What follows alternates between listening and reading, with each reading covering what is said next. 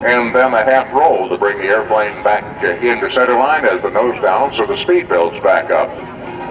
Capping off the maneuver, he holds it and he's skidding. And you see how fast that smoke is moving once again as the spin doctor has to take an angle on the wind, push it back out over the runway. Again, with the airplane straight up, over comes the wing and down comes the nose.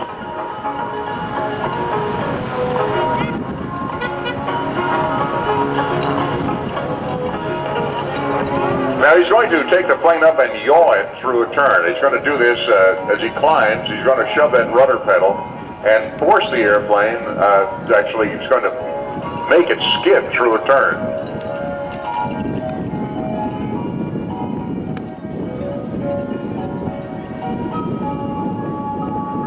This is a 200 horsepower engine. This is not the most powerful of Walter Extra's airplanes, the Extra 200.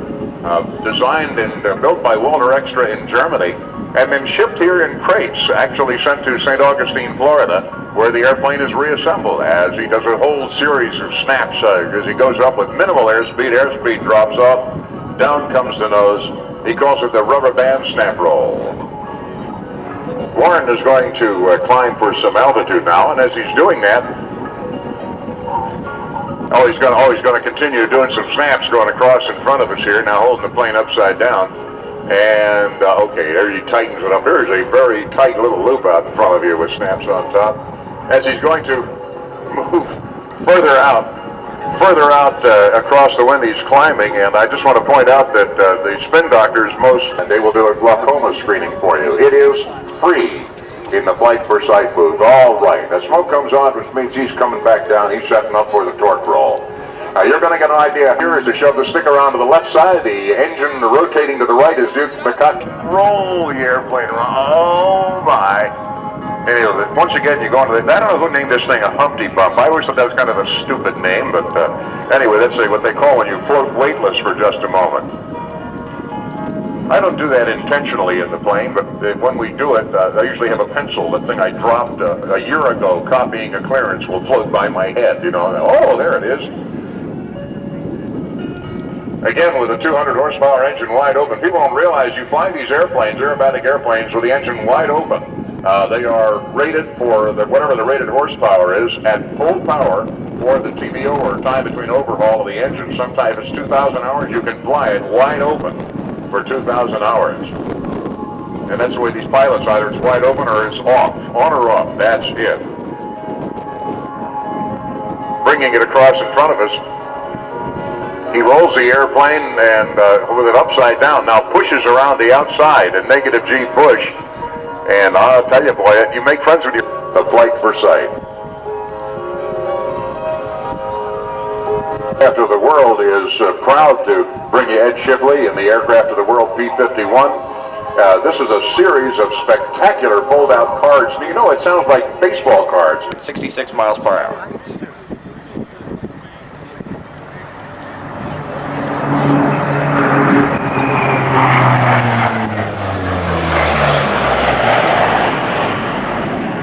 Patrol Squadron 30 is based at NAS Jacksonville and provides a continuous flow of highly trained pilots, naval flight officers, naval air crewmen, and maintenance personnel to the operational fleet. The flight maneuvers you will see are examples of low-altitude tactics taught to all P3 crew members and are used in performance of missions by combat air crews based throughout the world.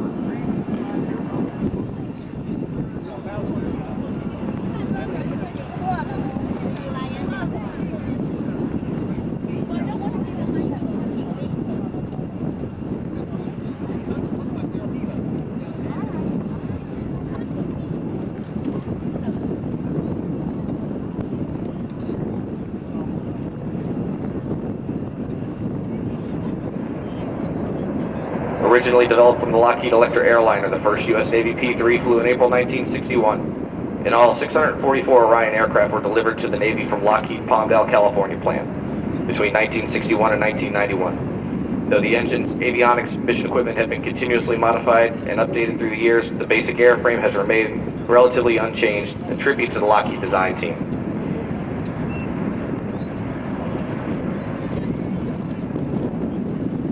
The pilot is maneuvering the aircraft now for a maximum angle of climb takeoff. With its 4 turboprop engines delivering over 18,000 shaft horsepower, the pilot will retract the landing gear and continue climbing until the aircraft clears all simulated obstacles.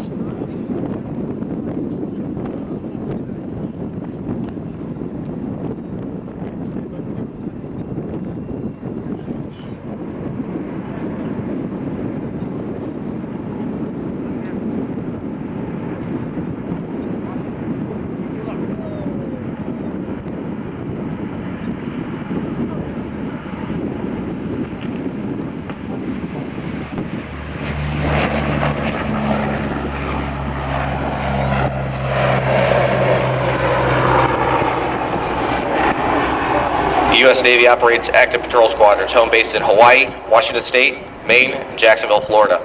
From their home bases, the P-3 routinely deploys to foreign bases throughout the world, providing a rapid response to emerging crises anywhere around the globe. The P-3 Orion is also in service with numerous foreign air forces, including Canada, Norway, the Netherlands, Spain. Ports restart one of its 4 engines. Flight crews routinely secure 1 or even 2 engines to increase on-station patrol endurance and mission flexibility. Notice the closest engine is secured.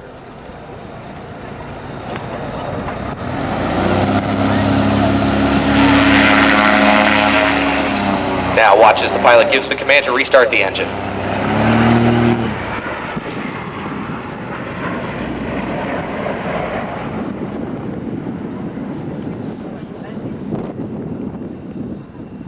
The crew is now preparing to perform a simulated weapons drop. Armed with a wide variety of bombs, torpedoes, mines, air-to-surface missiles, and rockets, P-3 is a lethal attack platform capable of delivering over 21,000 pounds of ordnance.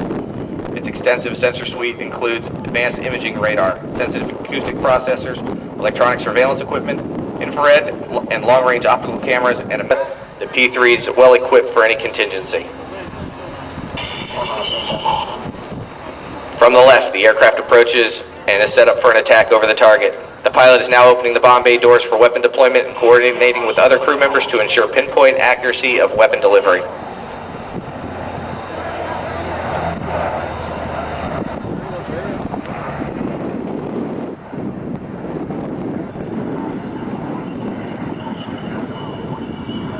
The pilot will leave the bomb bay doors open as he rolls into a high angle of bank for a minimum radius 360-degree turn. This maneuver quickly repositions the aircraft for a re-attack on the target.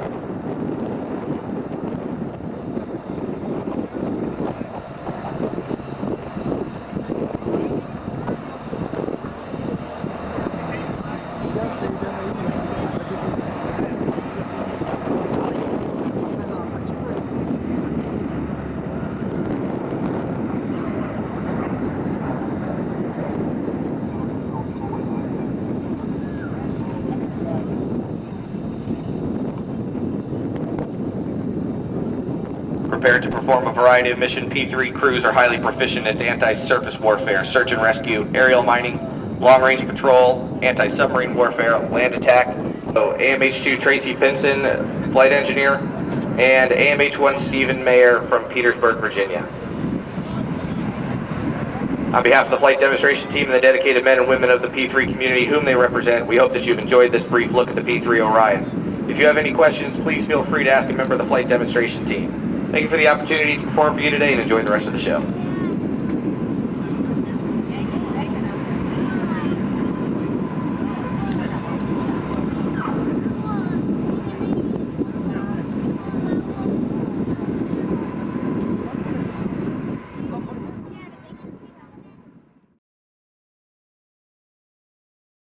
On everything you're watching today, the P-3 that just flew and the P-51 you see making a low pass down the runway.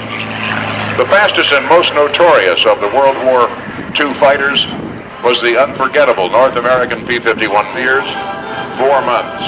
The P-51, in its many variations, served the armed forces with distinction in both the European and Pacific theaters of the war, carrying long-range fuel tanks to feed its thirsty 1,600 horsepower liquid-cooled Rolls-Royce engine.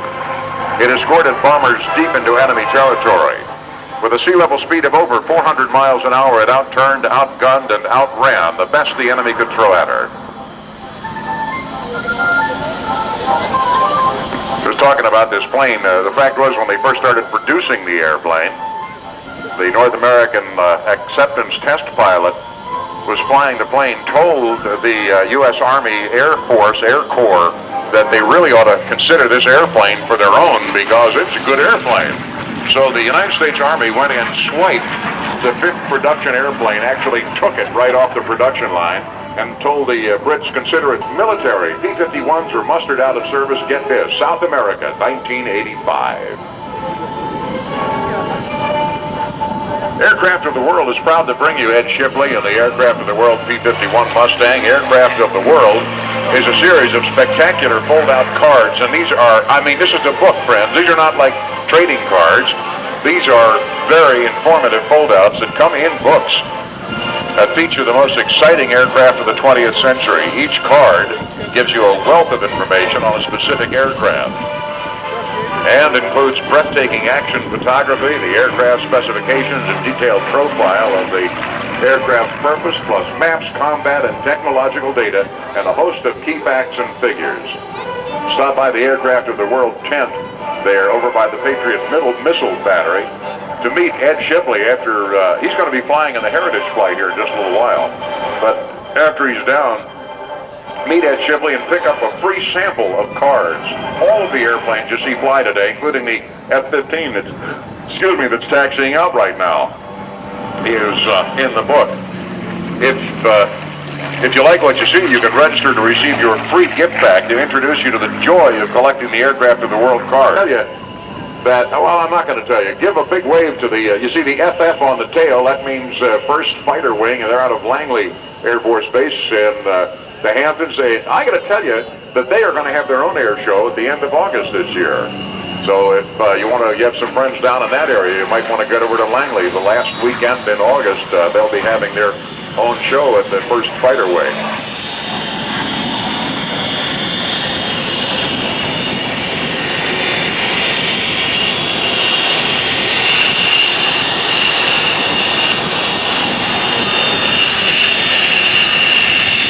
You see the guys taxiing down there. This is for the first time in the past, year and a half. It's not going to be Boz Beals. Captain Matt Boz, the real deal Beal, is not flying. He is going to be flying in the Heritage formation. That's going to fly in a little while. But this is Chan's first demo off of Langley. So they're introducing him to the world here at Andrews Air Force Base. Now, what could be nicer? As Ed Shipley's making a turning pass down here, another low-level pass. Get your cameras ready because taxiing up from the left is Dale Snodgrass in the AT&T F-86 Saberjet. As he continues by, after Snort flies today. Now this is just a Heritage flight, but he's going to fly his full act a little later. And today, following Snort's flight, you can stop by the AT&T booth, and pilot of that there F-86 will be happy to give you an autograph. All vehicles parked on the first street without an appropriate parking pass are being towed at this moment. So please. This would also be called a Diamond Double Stinger.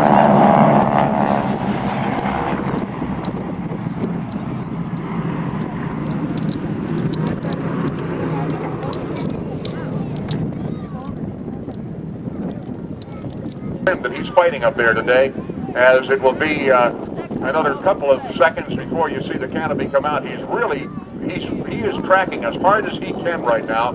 It looks to me like the exit point may have been a little bit too far to the north, and that information will all be relayed back up to the airplane in just a little bit. Oh my God, this guy's flying. Well, ladies and gentlemen, you watch as he's come now through 4,000 feet. At 3,500 feet out comes the pilot chute and the black and gold of the United States Army parachute team, the Golden Knights. And that, my friends, is Sean D. Tucker in the 10-10-220 Challenger, as he is circling Sergeant White and making some turns around. Sergeant White making sure that he stays upwind of us right now. And when he is satisfied with his position, we'll watch him unfurl the flag that he has actually in a container in the risers of the canopy going up over his head.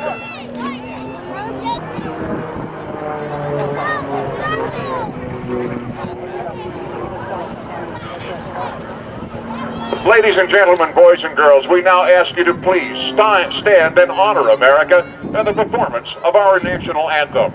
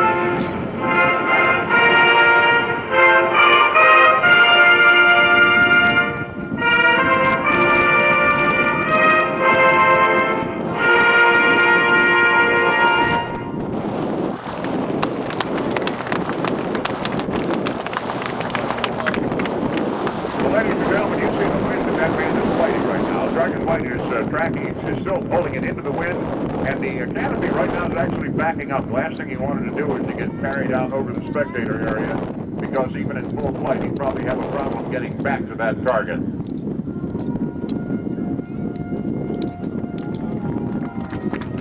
There you go. Whoa. Unknown until World War I. A French parachutist, André Jacques Ganarin, attracted spectacular, albeit brief attention in the late 1700s with several parachute stunts, jumping from early hot air balloons. Captain Albert Berry of the United States Army demonstrated escape from an airplane by parachute in 1912 at St. Louis, Missouri. But it was German aviators toward the end of World War I who first used...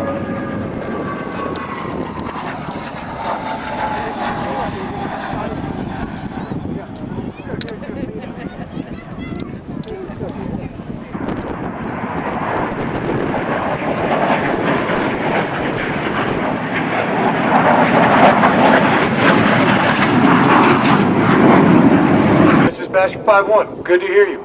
Basher 5-1, what is the sum of your first and third numbers? 8. Say again 8. Roger 5-1. How long before I'm out of here? Hold tight, Basher. The package is inbound. Tell us where you are. Yeah, I'm in the western end of a large LZ. Stand by. I can hear some movement east of my position. Maybe a vehicle. Okay, I think I have the LZ in sight. Roger that. I'm a bit nervous down here. They know where I am. Hey, I think I can hear you. The Harriers are equipped with a 20...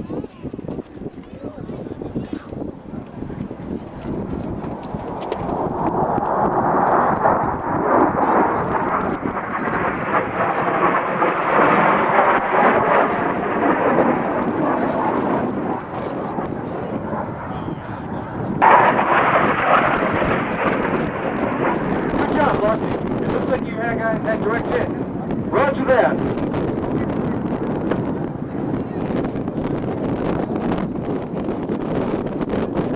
Roger. helicopter's flight. The Cobras can also act as airborne controllers for the trap package.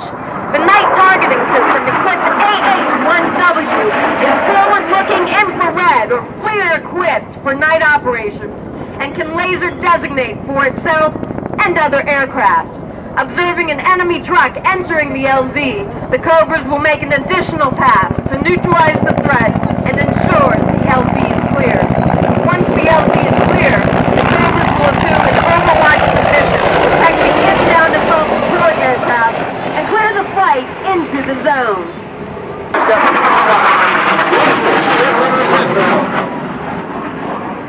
Hey, they're coming up quick. Hey, 35-degree attack, left middle.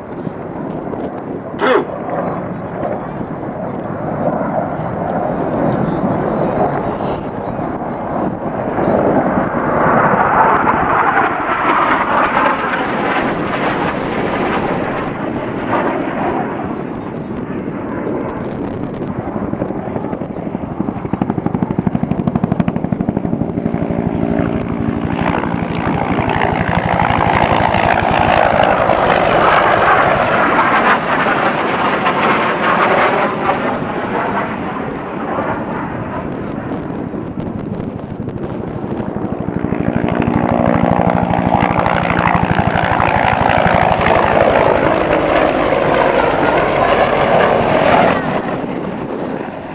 Gunrunner, it looks like you got him. Roger, Basher. Thunder fight. The zone is go. Roger, we're inbound.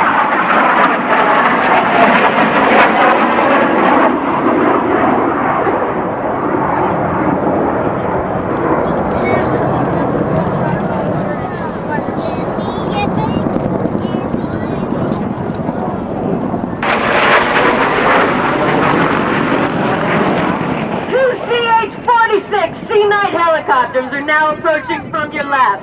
They will enter the LZ and rapidly deploy search and security teams specifically tailored for the trap mission.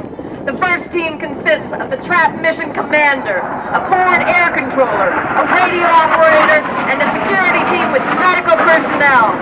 The second team consists of an accountability officer, medical officer, and additional security teams. Marines utilized in trap missions are trained for fast rope, litter bearing, and personnel extraction.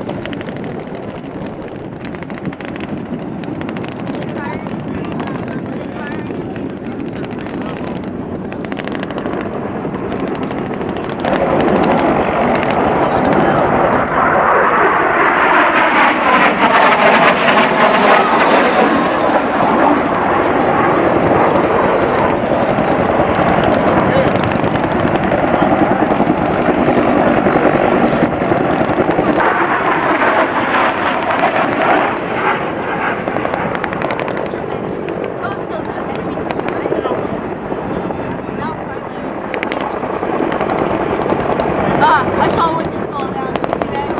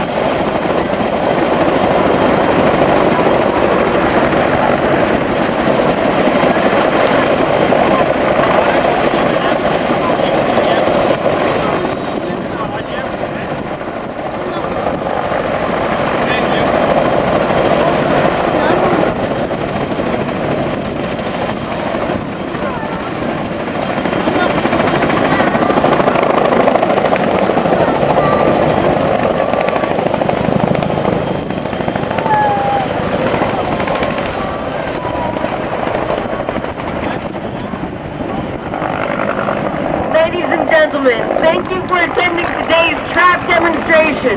Because of the many uncertainties associated with the trap mission and the compressed timeline that may be involved,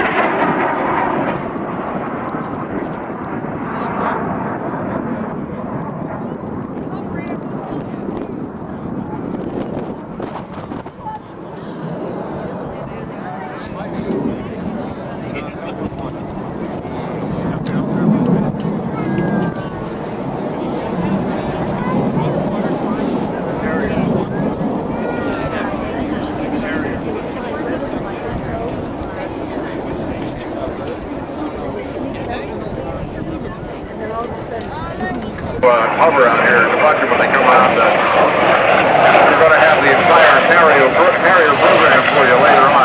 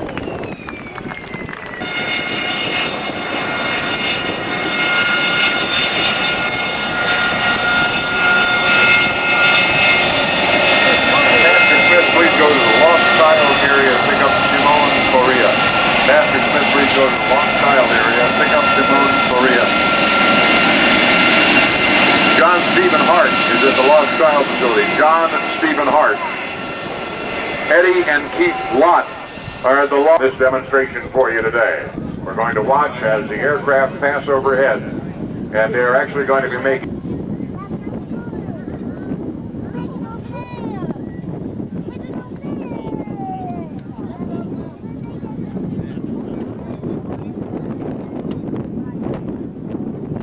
I know a lot lot of people were waiting for the jump, for the 80-second jump, and it just isn't going to happen today, and I'm sorry. We regret it, but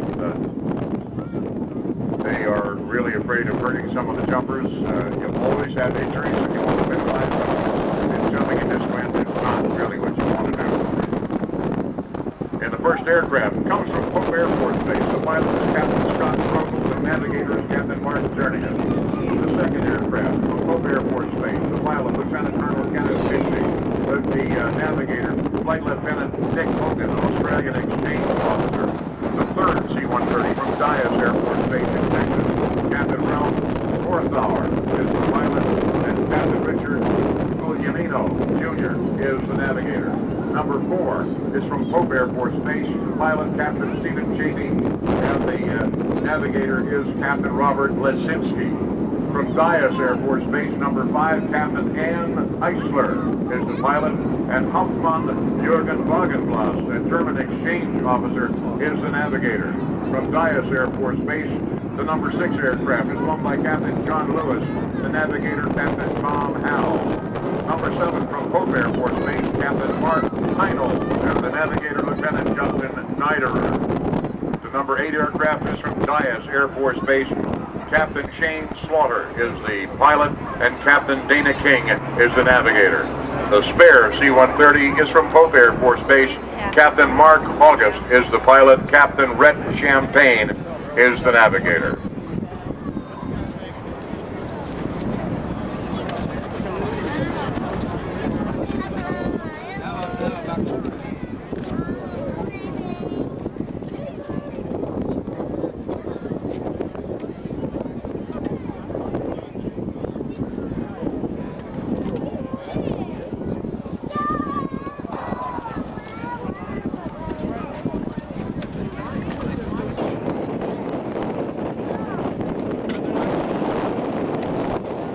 Flying somewhere, and if you are ever down in distress, these people do search and rescue, and they also are giving a lot of young people a good leg up in what the Air Force is like. You enjoying yourself in the CAB Cadet Gaskins? Okay, that's good. That was the right answer. Nice to have you aboard. I love it. Now, we got the CAB cadets are actually helping us, beautiful airplane. Is Captain Dale Snodgrass, who lives down in St. Augustine, Florida. And we'll watch as the airplane lifts off. We got some music to go with this.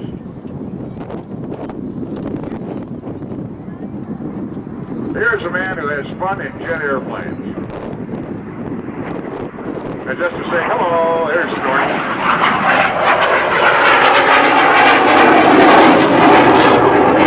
Dale Snodgrass retired from the United States Navy just 2 months ago. He is the former commander of the Atlantic Fleet Fighter Wing. That was his major command. He is the highest time pilot in the F-14 Tomcat with 4,700 hours. He has more than 7,500 hours in tactical jets. He says that part of this is to prove that retired fighter pilots can still fly retired fighters. As he comes around to the left side, he's going to make a photo pass so that everybody sees the beautiful paint job on this gorgeous F-86 Sabre jet. And we'll tell you more about this plane in just a moment. Watch.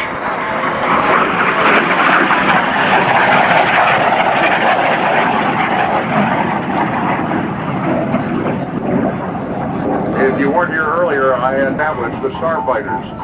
And from the Starfighters, the Fighter Wing Atlantic, and now there's a unified command.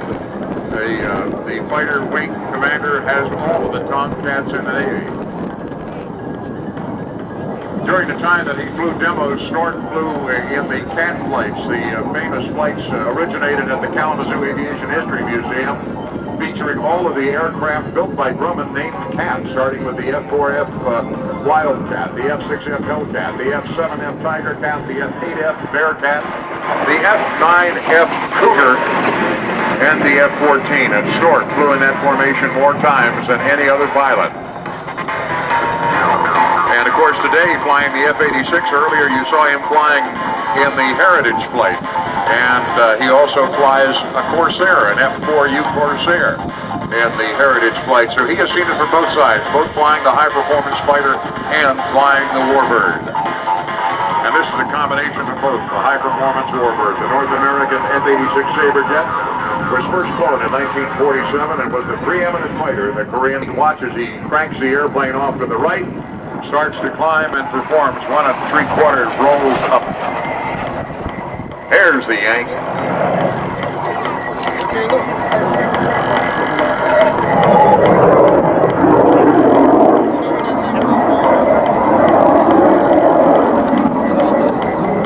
He'll bring it down and duplicate that same maneuver as he passes off toward the right.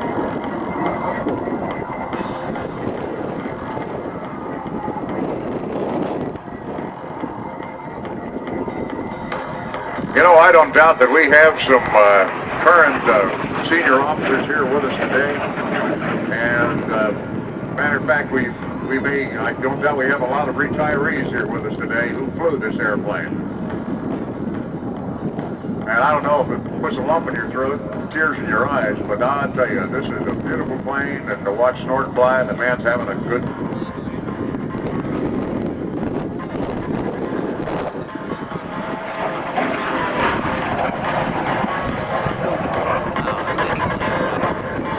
High rate aileron roll.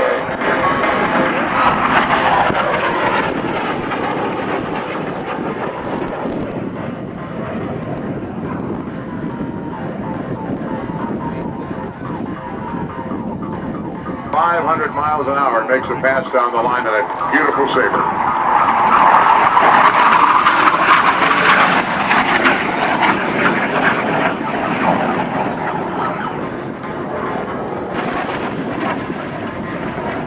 A 4-point hesitation as Dale comes by and prepares to show you his working. Curious man pulling the airplane up into a vertical climb. Dale Snodgrass having a good time in the AT&T F-86 vertical rolls on the way up. And now he's got to get back down and slow down. So this is where you get the speed brakes out in preparation for his final 2 passes. And I believe that what he'll do is he's probably going to come around and set up for the tuck under brake.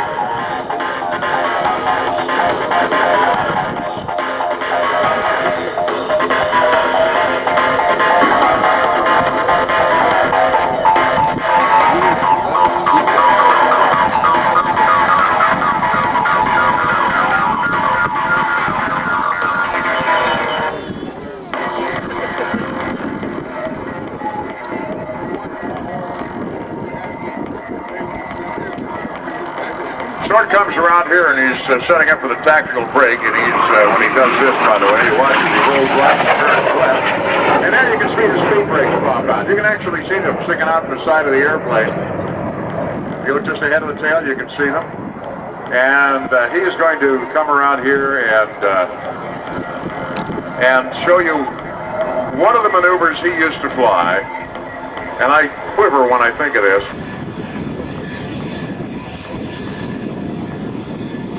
As Snort comes around, he's going to slow the plane down, get it right down low over the ground. And not going to fly a touch and go, but he is going to show you just how maneuverable this airplane is at low speed. This is also energy management. 7,250 pounds, we'll just watch as he comes around. He's going to show you what he used to do was a dirty roll-off takeoff. Dirty meaning the landing gears in a takeoff set, or the flaps are in a takeoff set, the gears down, and he will accelerate the airplane, and then with everything hanging out, show you the dirty roll. Watch. Oh, kicking it back and forth, first of all. Setting up a Dutch roll.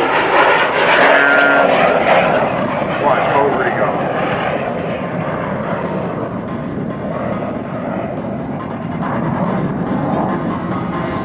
Now when he comes in, is ready to fling itself into the air and slice and dice the ozone into small pieces.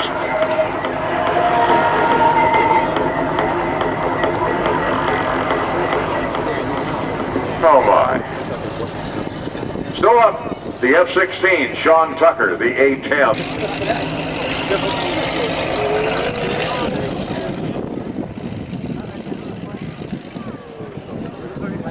Was the advanced trainer in the 40s. And then you look at that, and then you look at the T-6A Texan 2 that we're just starting to buy now in the air. Good afternoon once again, ladies and gentlemen, and welcome to Andrews Air Force Base, Maryland, and Joint Services Open House 99. I'm Air Force Captain Rob Skelton from Atlanta, Georgia, and an F-16 fighter pilot in Air Combat Command's 20th Fighter Wing, based at Shaw Air Force Base in South Carolina. It's my pleasure to describe for you this afternoon's flight demonstration by the world's premier multi-role fighter aircraft, the F-16 Fighting Falcon. Nicknamed the Viper by the pilots who fly it, the F-16 served with great distinction in the Middle East, flying more than 16,000 since 1979, assigned to Air Combat Command and other Air Force units in Europe, the Pacific, our Air Guard and Reserve Forces, as well as the Air Forces of many allied nations. This afternoon's demonstration will be flown by Major Rich Duckworth from Kansas and a half holes during the maneuver. Ladies and gentlemen, from your left, the F-16 Fighting Falcon.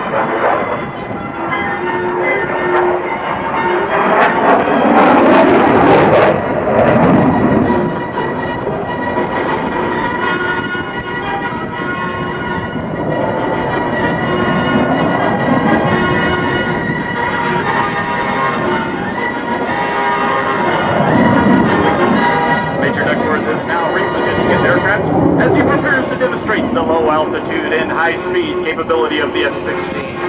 As he passes show center, he will be traveling over 700 miles per hour, less than one half of the F-16's top speed.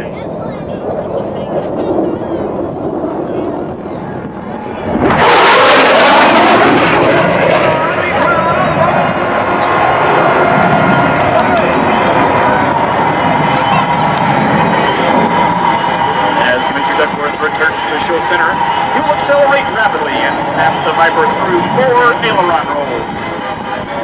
Y'all ready for this?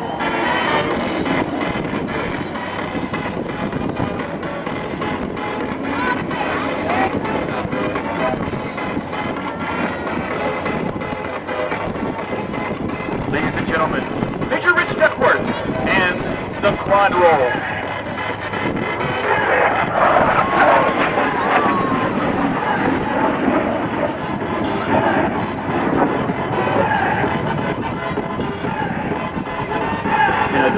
The ability to turn tight is crucial.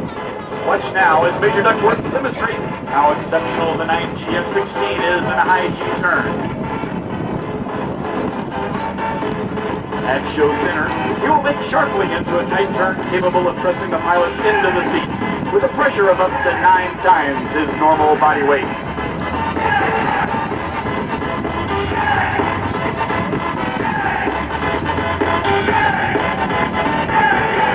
Y'all ready for this?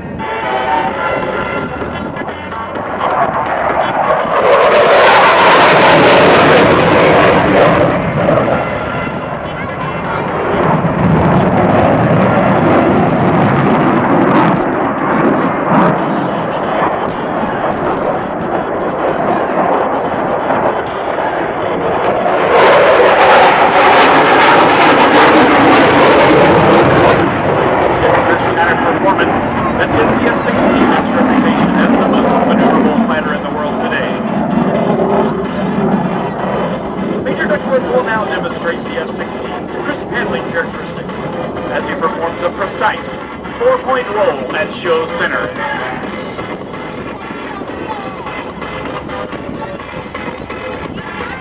Ladies and gentlemen, from your left, Major Rich Duckworth, the F-16, and the 4-point roll.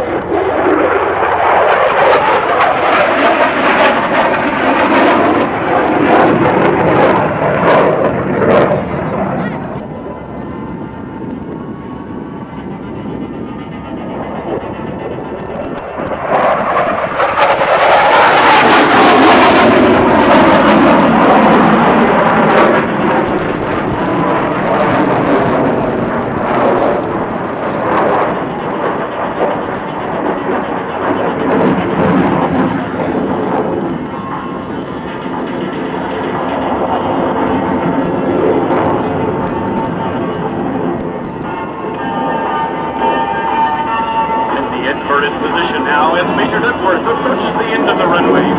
He will perform a split S, a crest, then quickly transition from horizontal flight into the vertical. Ladies and gentlemen, from your left, the Falcon turn, followed by the Shark's tooth.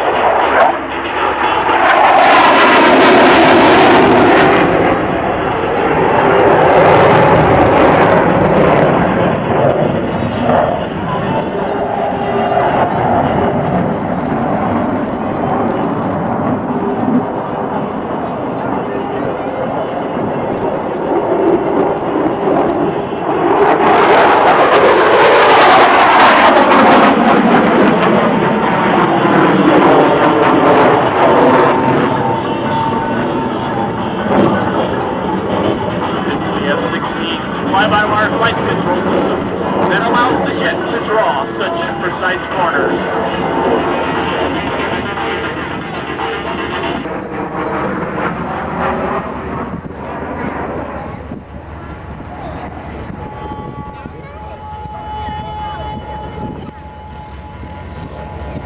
Major Duckworth has now lowered his landing gear to prepare for a slow-speed pass, while the F-16 can fly at more than twice the speed of sound.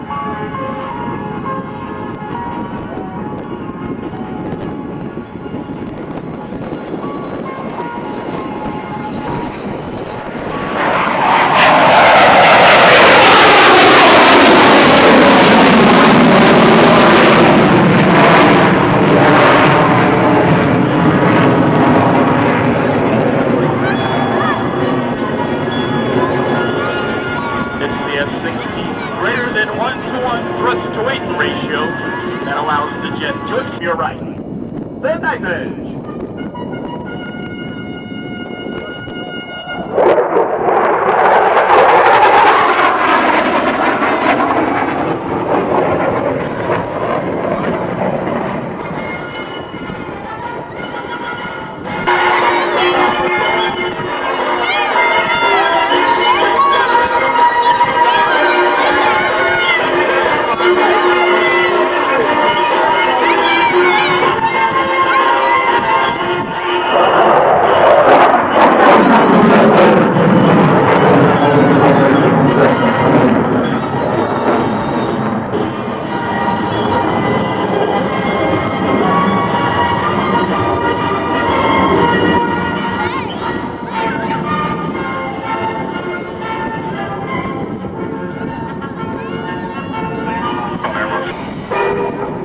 Major Duckworth has begun a descending turn in preparation for his last maneuver.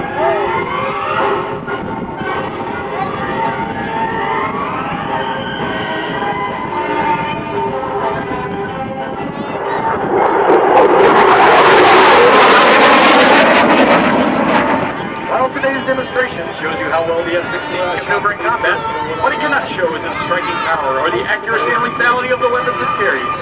At its ability to quickly strike and leave a target area undefended, and you have the world's best multi-role fighter. Major Duckworth will now be approaching from your left for his last maneuver, a rolling pitch up to landing. He will cross the runway at 500 feet and perform an aileron roll as he moves to the downwind leg of the landing pattern.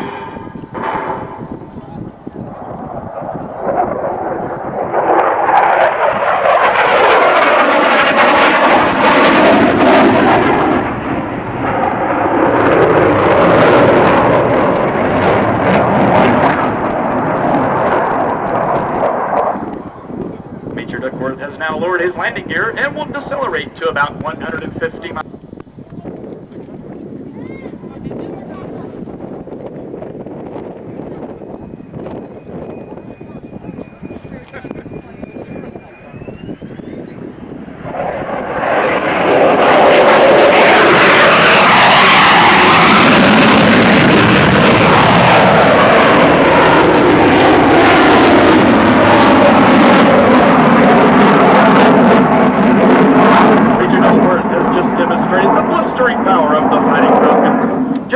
Engine by performing a low approach and pulling into the closed pattern. Greatly increased Air Combat Command's ability to meet its commitment as the Air Force's quick reaction force, helping to give us our global reach and global power, and ensuring the ability to meet any challenge, anywhere, under any circumstance. We also hope that today's performance may have sparked an interest in becoming a part of today's Air Force heritage. If so, we would invite you to contact your local Air Force recruiter for more information.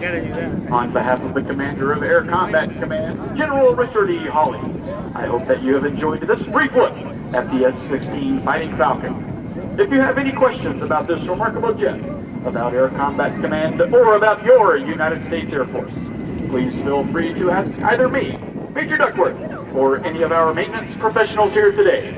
We will be happy to talk with you. Thank you, and have an outstanding day here at Andrews Air Force Base.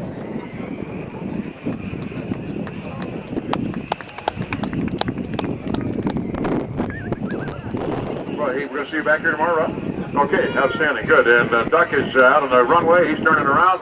They're going to launch Sean Tucker, who's going to get into position to perform for 10-10-220 and the 10-10-220 Challenger. And I'll be getting the devil out of the way. I do want to take this time to congratulate the winner of two close... Header for the 10-10-220 Power Aerobatic Team featuring the one and only Sean D. Tucker. If you were here early this morning, you probably saw Sean and Wayne Hanley, who both flew this morning in an early practice flight. But now, you're going to see Sean give you 15 minutes of the most hardcore, down and dirty, what we call Power Aerobatic. As Sean pulls that aircraft up into a 3 here, unrolling it in the opposite direction, and now converting that excess altitude back into airspeed. He's going to come screaming across the aerobatic box at show center, bringing that nose skyward. This maneuver is what we call the Son of Edwin, and it starts with a seemingly out-of-control tumble, but watch as Sean stops it. With that nose pointed perfectly vertical, transferring it instantly into a precision balancing act, and right now shifting into reverse. He is going to fly this aircraft tail first, looking for negative airspeeds in excess of 90 miles an hour at a distance of well over 400 feet. Once the nose comes down, he reaches up, fires off a set of wingtip-mounted smoke canisters, brings that aircraft down to 15 feet above the ground before he pulls it skyward one more time. Point rolls on the way up. He's going to stop it right here. Bring that aircraft onto its back and finally through the horizon. Once on the 45-degree downline, watch for the quick half roll, then a series of inside diving snap rolls. Dropping gear, he's going to drive it down to air show right. Watching that airspeed indicator wind up. Once he sees 200, he pulls back. This is called the spiraling tower. 2.5 outside snap rolls on the way up. Once pointed off to air show left at low airspeed, the nose comes down. 1 1/2 outside snap rolls, end Sean inverted. And now the hard push off the bottom. Leveling it off inverted at 10 feet, the quick roll upright in the hooey loop. It's an inside maneuvers at air show center. It's called the double hammerhead. As the nose comes up, it's a quarter roll followed by a shoulder roll. And then he is going to let every bit of that 400 horsepower engine continue to drag him up into the sky. As he approaches zero airspeed, let's watch for that hard left rudder as he performs 1 and then all the way around for 2 consecutive hammerhead turnarounds. That's Sean D. Tucker working hard in the 10-10-220 Challenger. Bringing that nose up one more time. Let's watch for the roll and then the flip top. Right here, the hard push. And a half roll is going to drive Sean down to air show center. A quick series of point rolls is going to end Sean inverted. And then with the first push, he's going to show you the outside 8-sided loop. This style of flying that you see Sean performing for you here today is very athletic and very intense and hard on the body. So as he completes this maneuver, Sean's going to take a quick break, climb for altitude, catch his breath, and tighten up his seatbelt. But first, pulling through the horizon.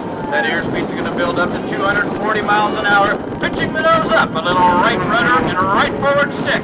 We call this the 10-10-220 centrifuge.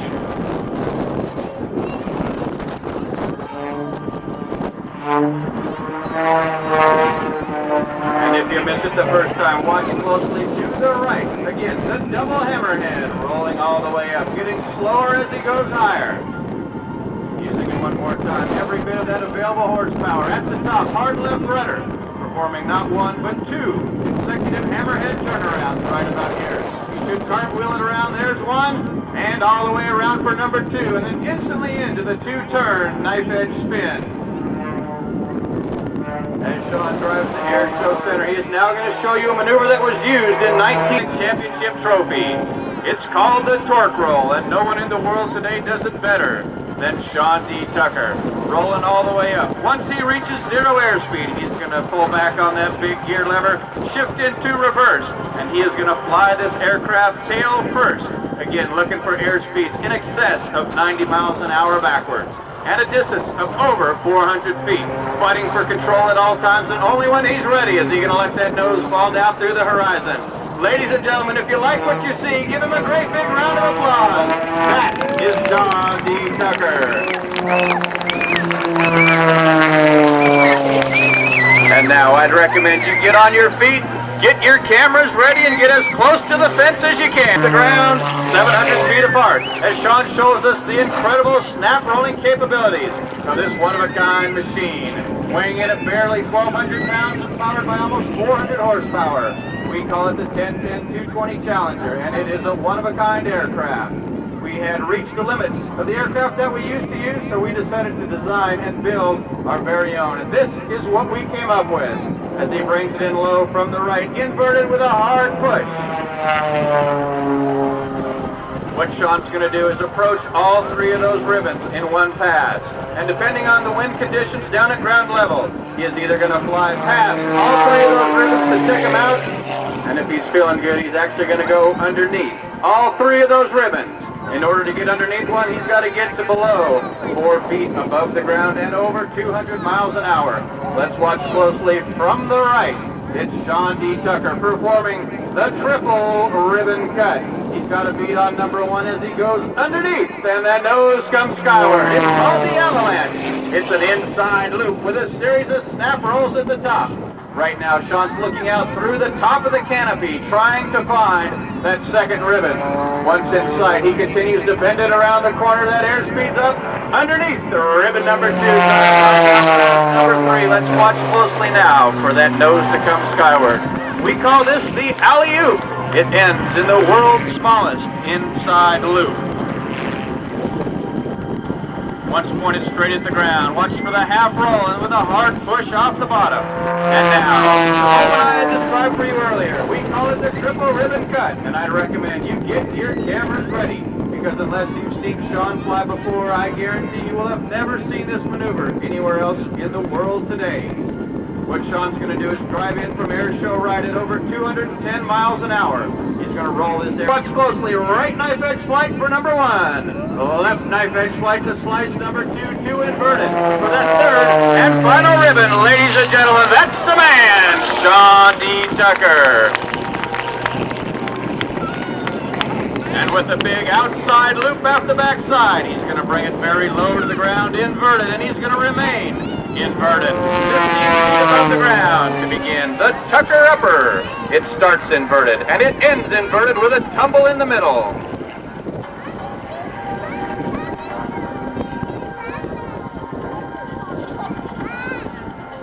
Sean's going to drive it hard down to Air Show Center, looking for 170 miles an hour on that airspeed indicator. He's going to pitch the nose up suddenly. A 3/4 out will push him into stretch flight.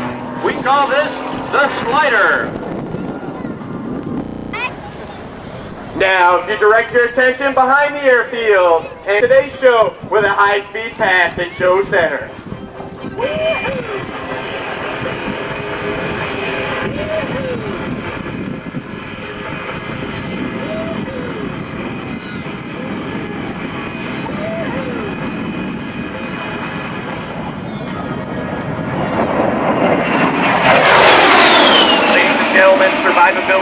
you're seeing right before you today. The aircraft Captain Wilson is piloting, tail number 664, sustained a direct hit during the Gulf War by an Iraqi surface-to-air missile, causing a 4-foot hole in the right wing section. Having this huge hole in his aircraft and losing both hydraulic systems, the pilot was able to select a backup flight control system and bring the aircraft home to land safely. And to use aerobatic maneuver, the Cubanate. To do this, he'll pull his aircraft through the vertical, position at 45 degrees, nose low, and dare I say, inverted. Then continue his dive down to 500 feet above the ground. Then start another 7G pull-up in the opposite direction, a maneuver which pulls on his body 7 times the force of gravity. Now let's watch Captain Wilson and his A-10 as they draw a figure 8 in the sky.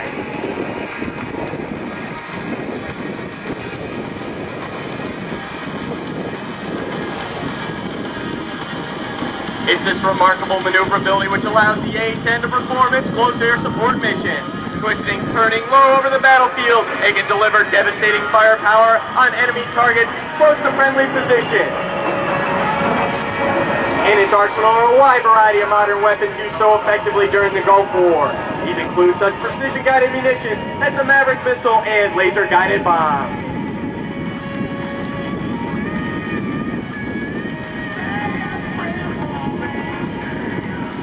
Following the second half of his Cubanate, Captain Wilson will execute a level 360-degree turn. It's his outstanding maneuverability which allows the A-10 to operate even under marginal weather conditions.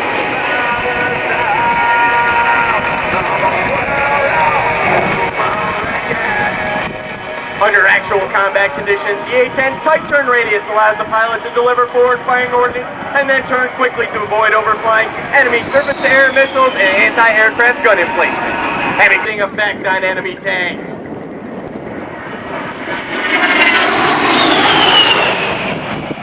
The big 30mm shell delivers 7 times the destructive firepower of the more conventional 20mm round found on lesser fighters.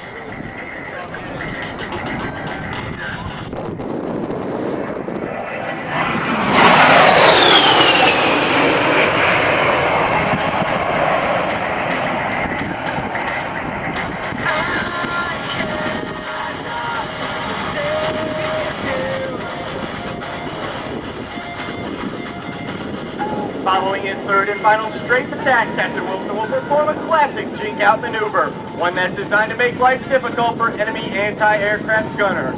By constantly turning and changing direction, the A-10 is a hard target to follow and even more difficult to hit.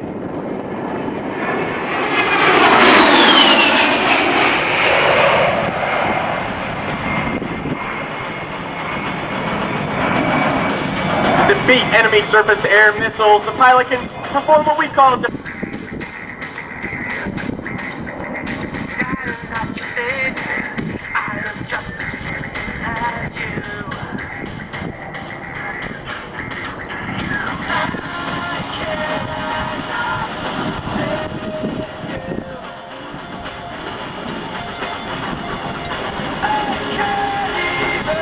Captain Wilson is now positioning his aircraft for final approach. His first landing pattern will demonstrate the A-10's normal landing configuration at its usual final approach speed of just 120 knots. Pick up visually. This gray paint scheme also reduces infrared radiation, helping the pilot to better defeat enemy heat-seeking missiles. And from the right, Captain Wilson and the slow-speed pass.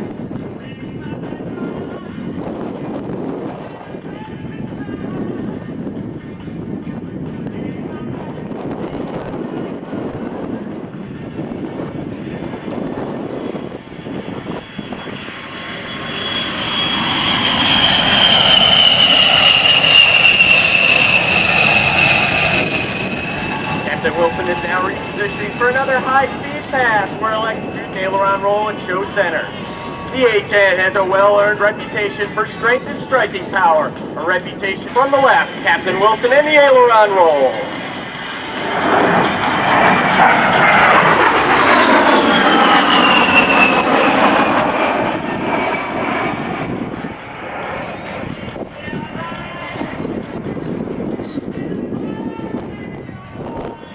On their P-40 Warhawks, to strike fear into the hearts of the enemy. Today, the 23rd Fighter Group A-10s carry that proud tradition on. Now, Captain Wilson,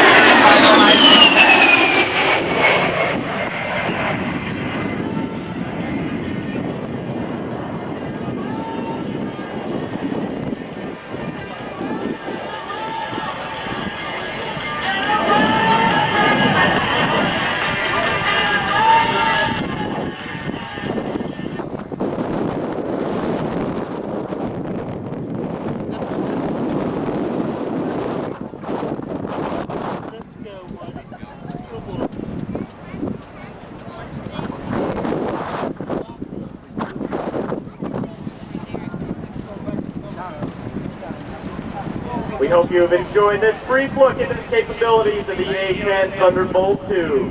The Warthog was designed to be and is a superb close air support weapon system. Responsiveness, simplicity, survivability, and lethality enable the Warthog to do its job more efficiently and effectively, giving friendly ground forces the support they need, where they need it, and when they need it. Now as Captain Wilson turns to face you, he'll give you the A-10 salute using the large speed brake. Be sure to wave back at him.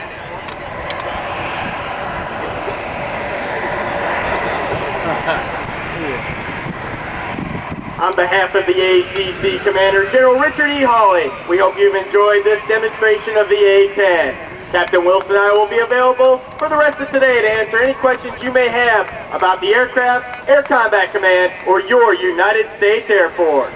Thank you and enjoy the rest of today. Harrier, we are closing the show with the magnificent Red Baron Squadron and Jerry Van Kempen, who is up here. He's been ready to go since, I guess, yesterday afternoon, as a matter of fact.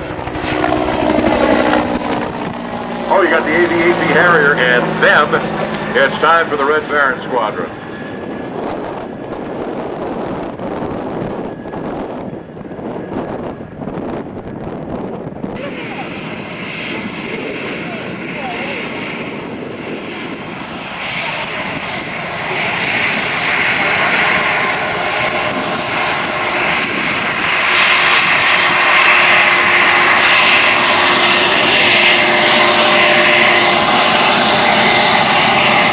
Ladies and gentlemen, boys and girls, I have personally no idea of how long this photo mix is going to take.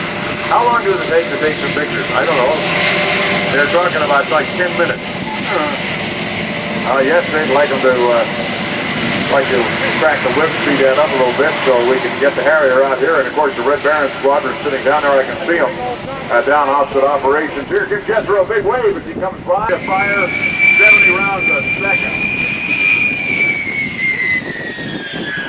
Don't you just love it? I love watching a man that enjoys his work. Mike is out there.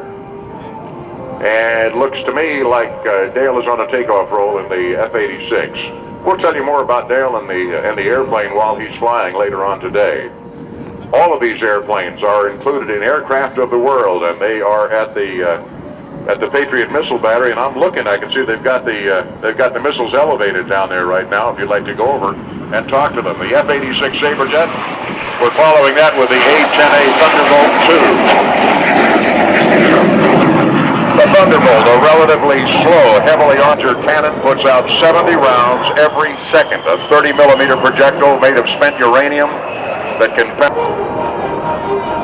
An airplane that you look at, it looks like it was designed by a committee.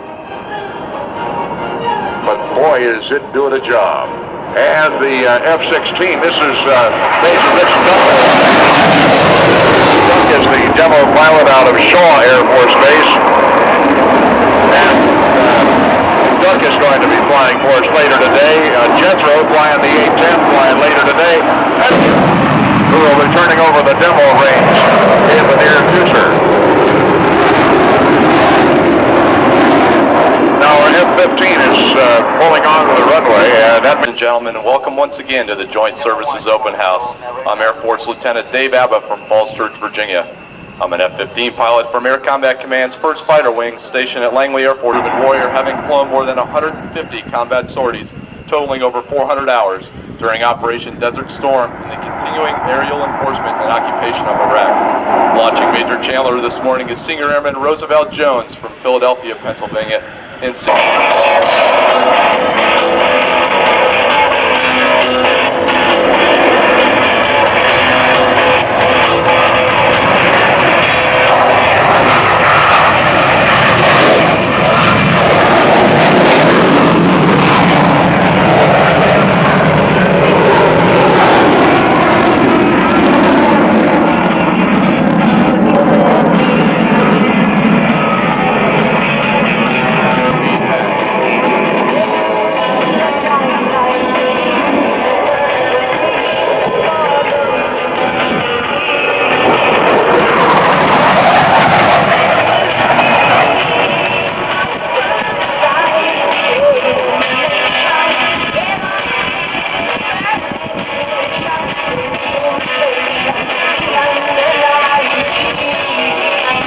Chandler is now repositioning his aircraft for his next maneuver.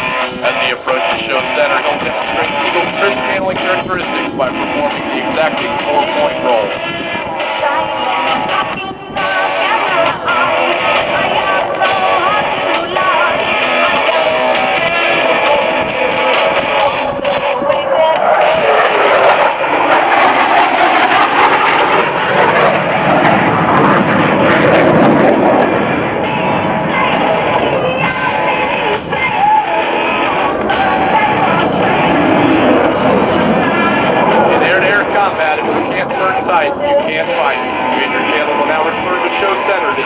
The F-15's exceptional turn capability. In this turn, the pilot will be pressed deep into his seat by a force equal to 9 times his normal body weight.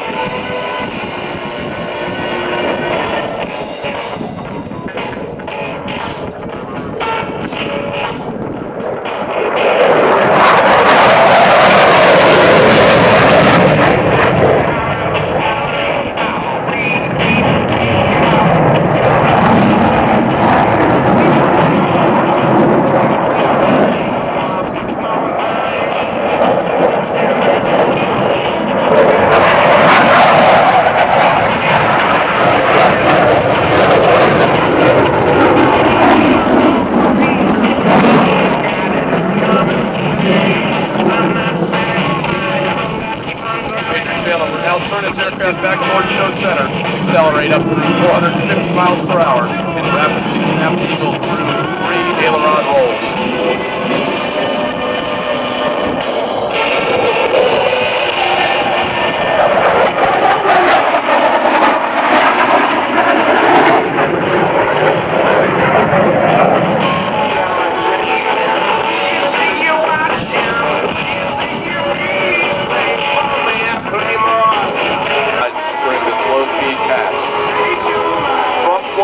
Major Chandler will raise the landing gear and immediately pull up into the vertical to perform a Cuban 8, demonstrating the F-15's ability to rapidly transition from low to high-speed flight.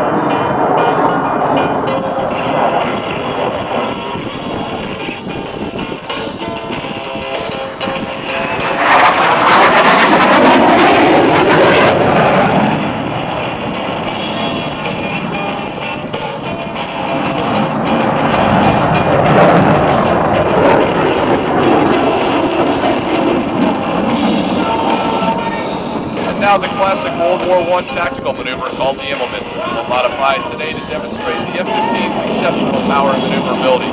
This one is called the double Immelman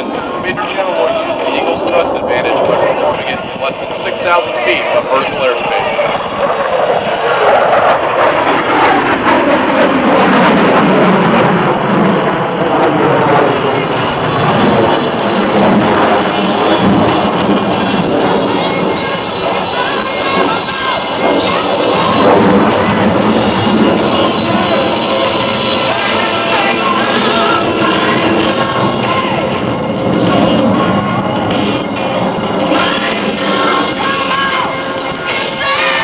Back in 1975, the Eagle established a world time to climb record by soaring up in aviation, quality that has lasted for more than 20 years. This next maneuver will show you just what a high-speed climb looks and sounds like. Major Chandler is now inbound, approaching 500 feet, flying at less than one-third of the F-15's top speed. When he reaches show center, he'll begin a climb made possible by the two superb engines that power the world's best fighter.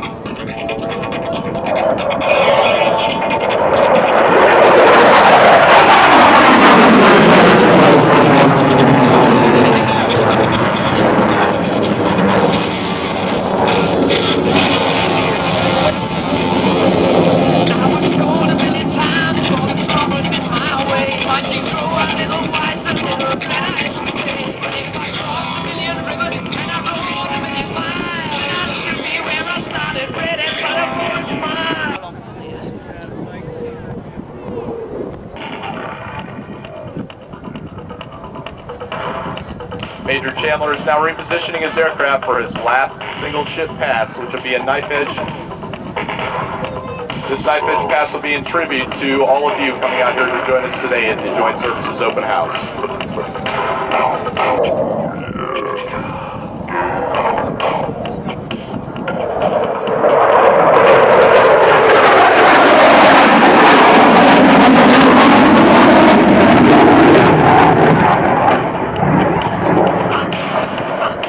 Ladies and gentlemen, this concludes just one part.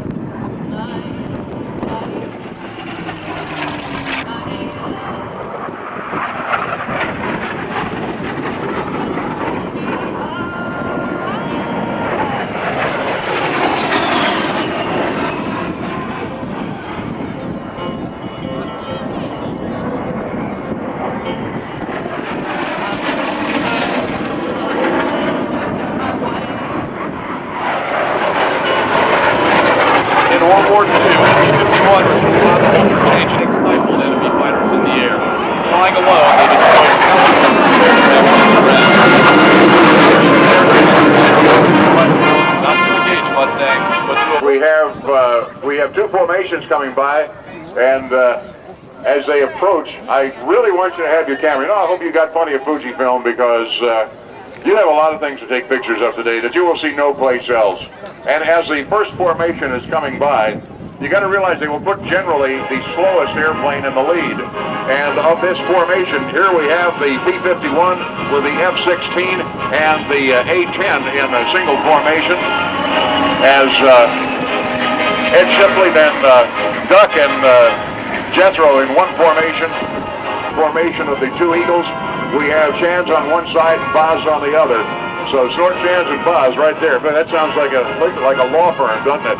And that's a beautiful formation. You're looking at the air superiority fighter from 1951-52, and the air superiority fighter taking us into the new millennium. And I get goosebumps looking at that go by.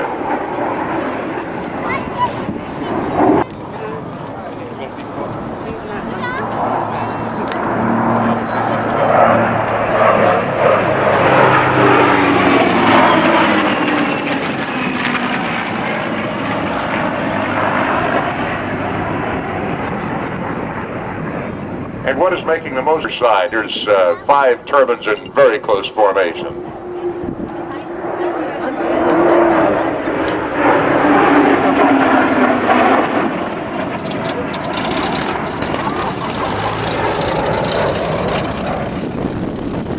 You know something? That could be on the calendar.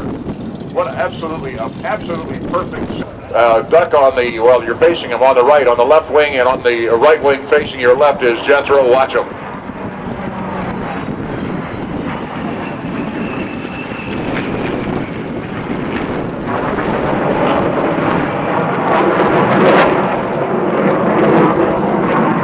And coming around from behind. This is beautiful.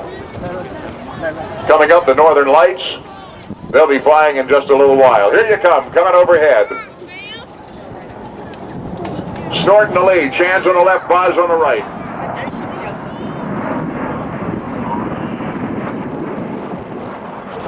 Pull, brake, roll.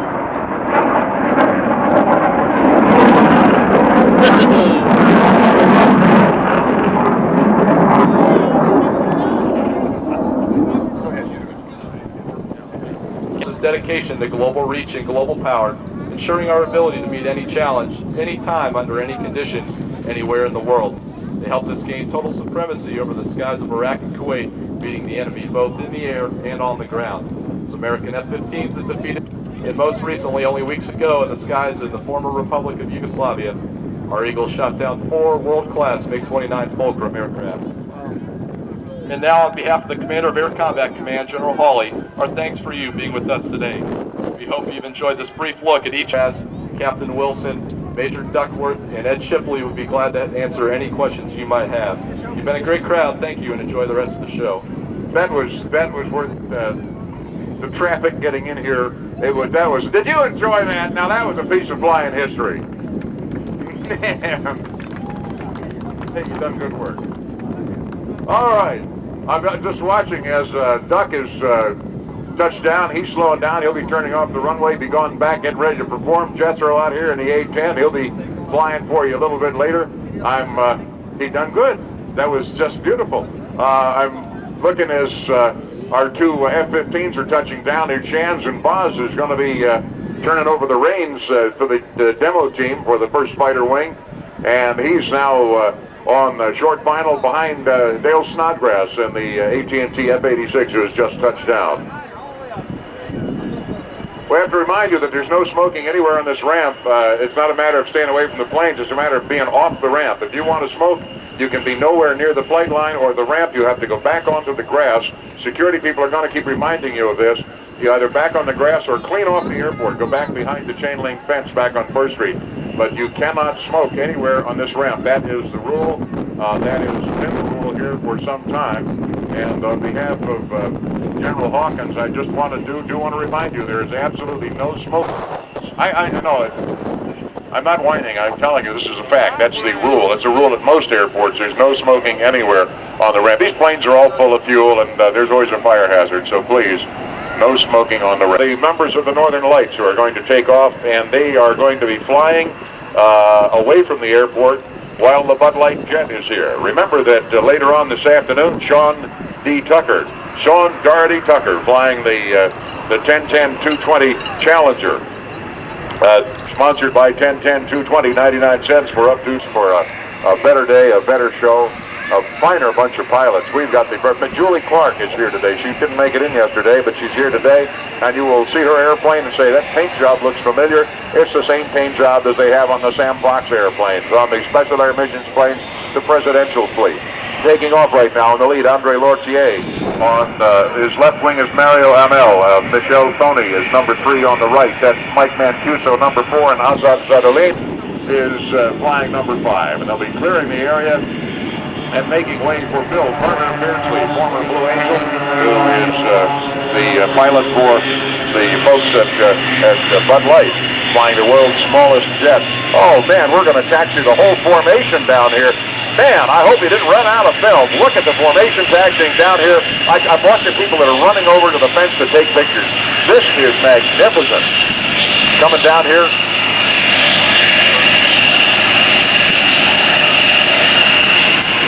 Taxiing down here, there, first of all, is Ed Shipley. There is Snort Snodgrass. There is, I'm just looking, there's Ed, Snort, Jethro. I'm looking down here at the Duck.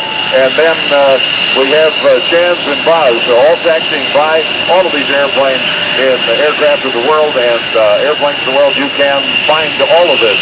And they have their booth set up over by the Patriot missile battery over on the far left side. That is, as a matter of fact, Big Beautiful Doll is even, that airplane is in the book. Give them a wave as they're coming by. What a parade.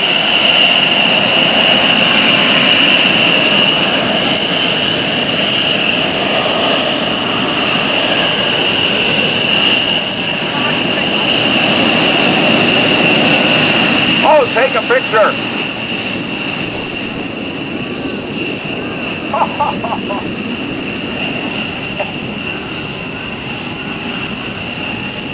Oh, I love it. Everybody wave. I mean everybody. There you are. Speed brake wave. The spoiler wave. Oh, aileron wave. Got the canopies up. Oh, that's gorgeous. God bless America. Man, this is beautiful.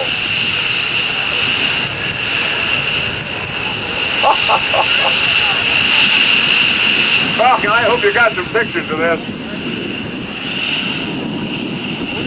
Go ahead, give Sword a wave as he taxis by. Give Jethro a wave as he pulls out of the spot here. He'll be going back to put the aircraft. I don't know where he's going to put it. Are they going to put it down to the right? We shall see, because he has yet to fly his show today. Yeah, right. They're going to move down to the right, down to the ops ramp. And we'll watch and see. I believe Duck is going down there as well. I'm looking for probably put all of the current military hires back on the ops ramp so they can be serviced. Yeah, give them a wave. Man, that is just magnificent. The Northern Lights are coming overhead, ladies and gentlemen.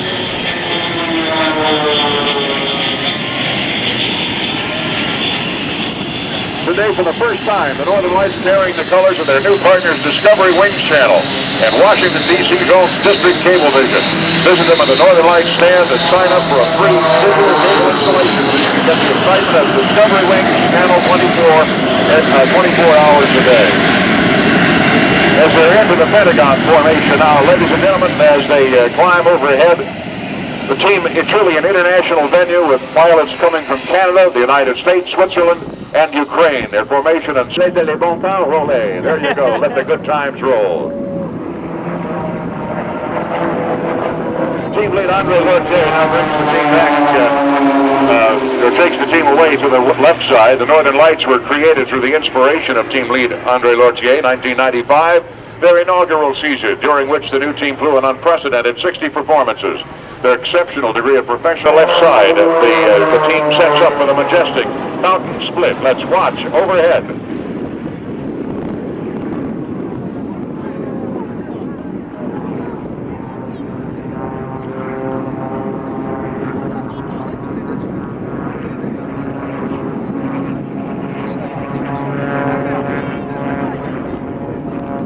The great success of the team is attributed in part to the background of the team pilots. 3 were former miles an hour, rolling and missing by only a few feet.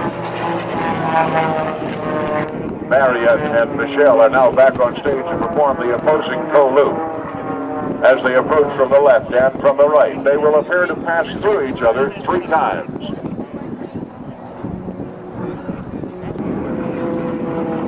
Once at the bottom, once at the top, and then again at the bottom.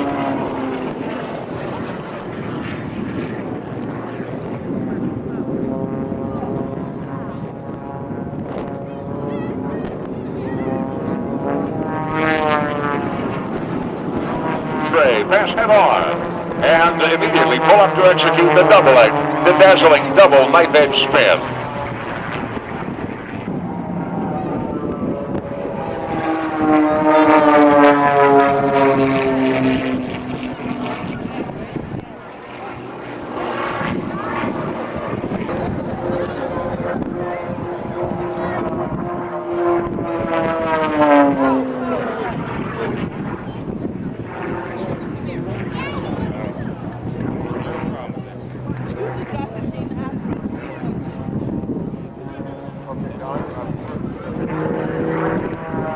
Ladies and gentlemen, out to the left, I want you to watch as together Andre and...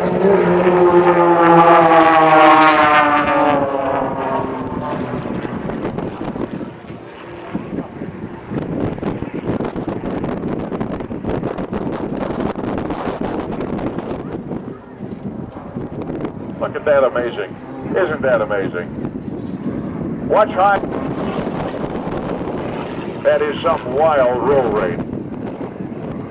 Execute the always impressive hammerhead stall, a maneuver that's called a waterfall.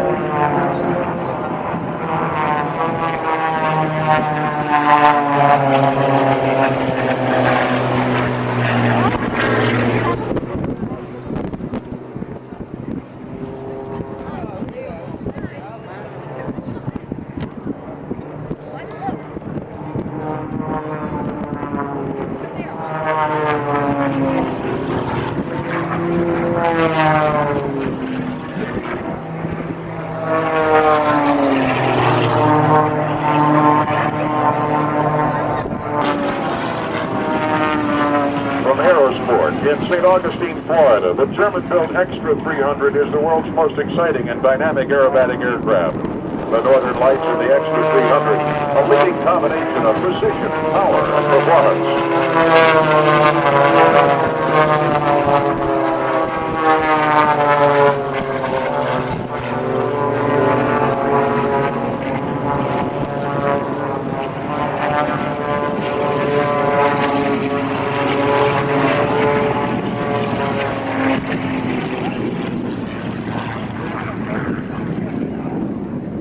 Such a great success. Back in the Vic. Watch for the Vic loop. During the loop, each team member is pulling more than 4 times the force of gravity on 4 Gs. After completing the loop, Northern Light 5, Azad, will peel away with a vertical snap roll. Remaining 4 make a dynamic formation change to Diamond.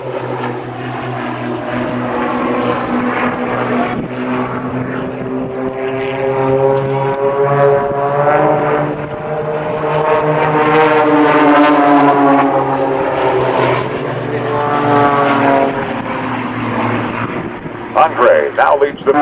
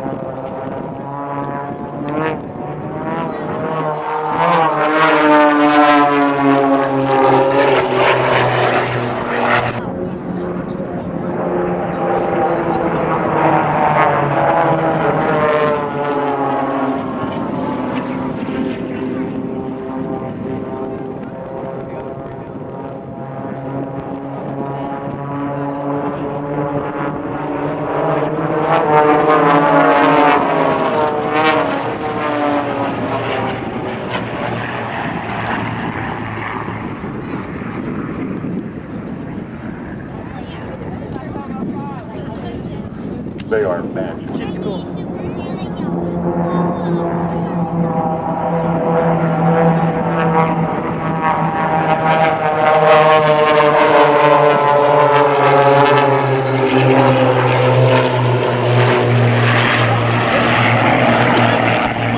Jammin' Oldies, WBIG 100.3, Wash 97.1. I had one of the radio station guys wanted to talk to me right in the middle of an act, so I hope if he's fine time he'll come back over. Give the Northern Lights a big wave as they're coming through here. What a magnificent job. It's some wild wind today. Approaching film, DYN Corporation, Northwest Airlines, 10-10-220, 99 cents for up to 20 minutes, sponsoring Sean D. Tucker and his National Air Show Tour this year. Luther Appliance, Comprint Publications, AT&T, PCS, Potomac College. 37 seconds and 3 ticks if we can work that out. Wayne Handley will be flying the Raven, the Oracle Turbo Raven, in just a little while after the drill team has completed their program out here, and this is all subject to change. The Bud Light Jet is having a fuel controller problem, and they couldn't get it to start. Here for your inspection, some of the planes have been opened up. I'm looking at the C-141 that's opened up, controller problem, and they couldn't get it to start. Here for your inspection, some of the planes have been opened up. I'm looking at the C-141 that's opened up. But just bear in mind, if you want to get back to where your car is, take the bus from where you got dropped off.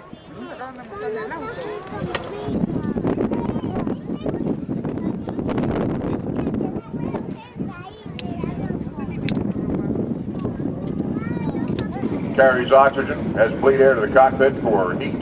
So Wayne is very comfortable while he flies this plane. And he's sponsored again by the Oracle Corporation and their new product, Oracle 8i Internet Software.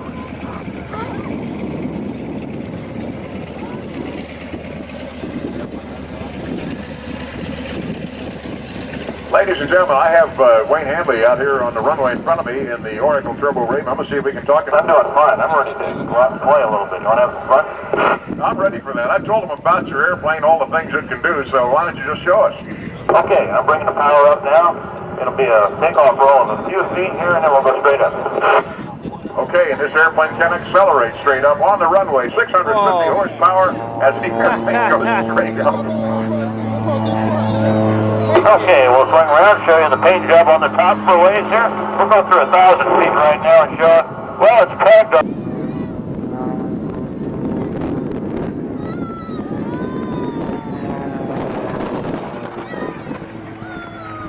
That airplane looks so neat. There's little swept wingtips on it, and it's just a real strange-looking, one-of-a-kind airplane.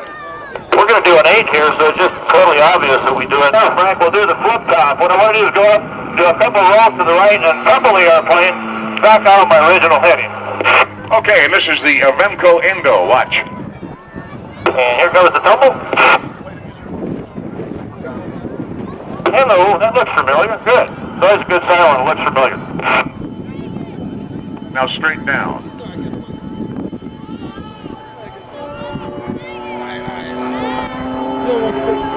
How about a snowman? You want to do a snowman today? Yeah, it's just about chilly enough to do a snowman. All right, yeah, this, actually you're going to build a snowman out in front of everybody because the smoke is blowing so fast. You're just going to have to sort of visualize this as he goes across the top. That's an Immelman. All right, now he's rolled it upright. He's going to do another roll. And a fast roll.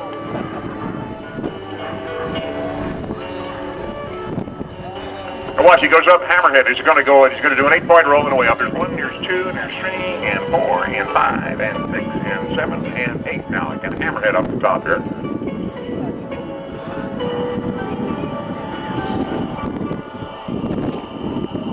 And then do 4 points on the way down. We're going to do that 16-point vertical roll here.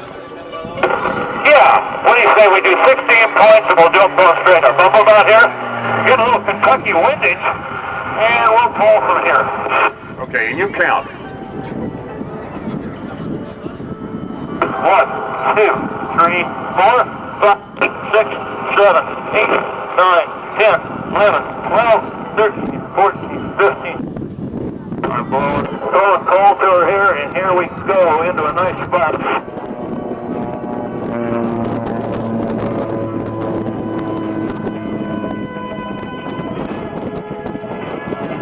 Boy, there really aren't many airplanes you'll ever see be able to do that. That's beautiful. We'll take a little detour here, go sideways. That nice big cloud is filtering. Stop. He's hardly moving at all. And remember, the wind is carrying him towards us. Right there he is. Now that plane is obviously not going anywhere. And he is just hanging there on the propeller. Look at that. Look at that. Now he pulls it over. That's enough.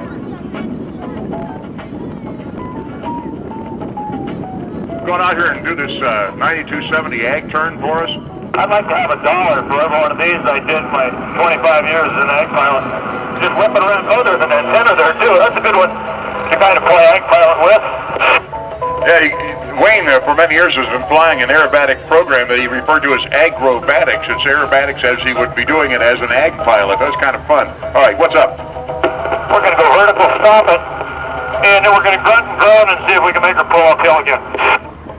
Again, working in this stiff wind out here, Wayne Hanley out of Greenfield, California, is climbing straight up. The idea here, now you can see that. You can see how the strange design on the wing of the airplane. So boy, he's going to hang it up here and stop it in the breeze. Got to just keep it pointed over so the wind doesn't carry him over here. Now he's going to accelerate again. Look at him from a standing stop. He's off again. Holy cow! Hey, that looked really good. And you saw the takeoff. We have a closing approach to landing that I think is right up there with what the airplane does on takeoff. I'm going to come around at 2,000 feet, and we'll use the beta reverse. 4 on the board out there next to the runway. Oh, you aren't going to make that, Wayne. No, I didn't mean I was going to make it. That's where I was going to start. Oh, you're kidding me.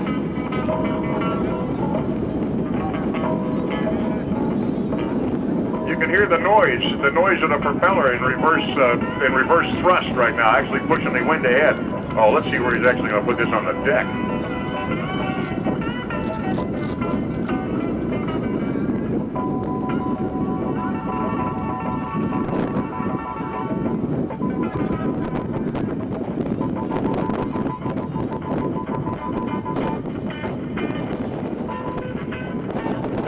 Wayne, that was beautiful, but now you're going to have to go back to get to the taxiway. We have the technology. What I'm going to do here is just demonstrate how we can back the airplane up. But to expedite getting out of here, I'm going to go back forward again with it. Exit north, you show left. Wayne, it's a beautiful airplane. We always enjoy working with you. God bless you. The Oracle Turbo Raven. Wayne Handley, how about that? Thank you, Frank. Really enjoyed working with you. That was fun today. Some kind of breeze he's working with, that's for sure.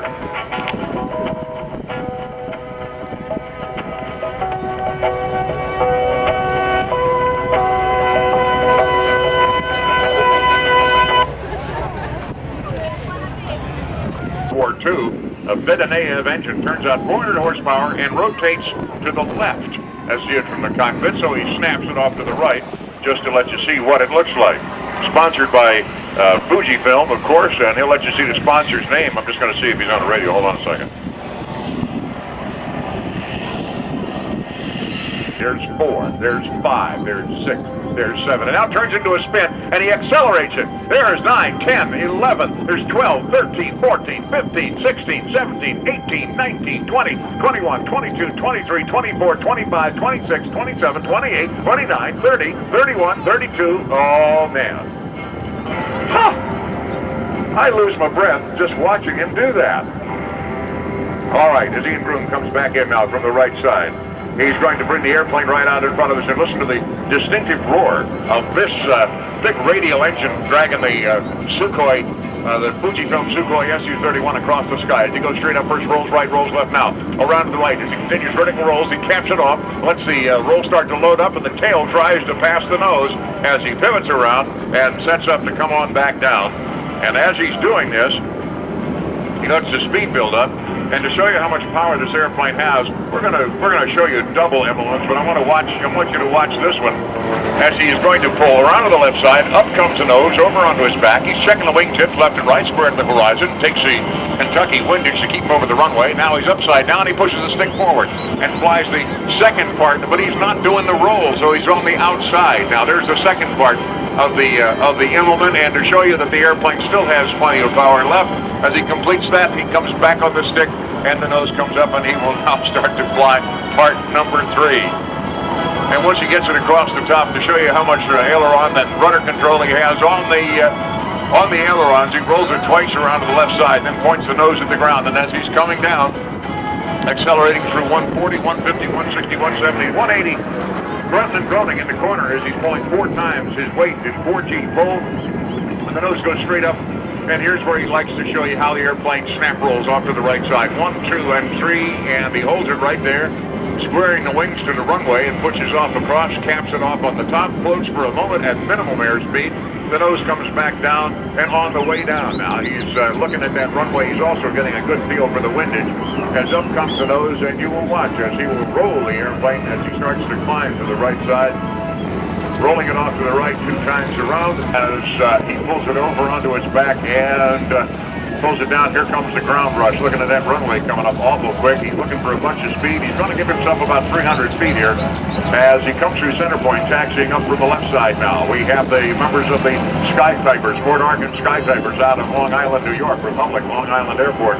Here is Ian Groom and the Fujifilm Sukhoi Su-31 across in front of us, and to fly as he lifts the nose, and he's doing an octagonal loop out here in front, moving over onto its back and flying across the sky. Coming through center point, down comes the nose, and he starts to accelerate, and down it comes, around he goes. A smaller loop, and the loops get smaller and I can't wait to see Sean Tucker fly his Harrier move a little while, flying the 10-10-220 Challenger. Sean you shake your head. All of these pilots, you shake your head when you watch them fly. Say, how do they do that with an airplane? Again, he climbs and shows you what the aileron roll rate is with the plane. That's a mid-wing airplane that snaps around like that. G-forces in this distributed over the body because Ian is sitting in a seat that's reclined 30 degrees. His feet are actually in stirrups that have leather straps on them to keep his feet on the rudder bars. So this airplane, designed by the Sukhoi Design Bureau in Russia, 1984, in the Soviet Union at the time, 1984, specifically for international competition. As was the engine designed by Venonave originally at 360 horsepower, designed for this daily by Strike Fighter Squadron 34. Our demonstration pilot, Lieutenant Commander Barry.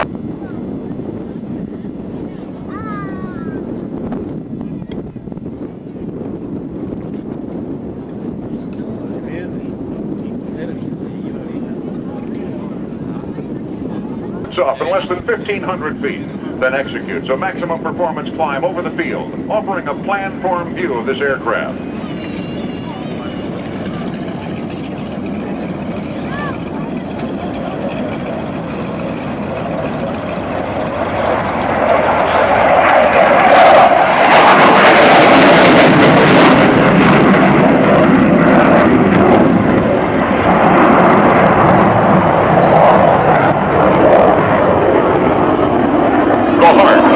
Weapon system is the advanced Hughes APG-65 radar. The FA-18 is only 56 feet long with a wingspan of 37 feet. The small size, great of the Hornet. Approaching from the left, Lieutenant Commander Wilmore accelerates to over 9/10 the speed of sound. As he passes, watch the special departure.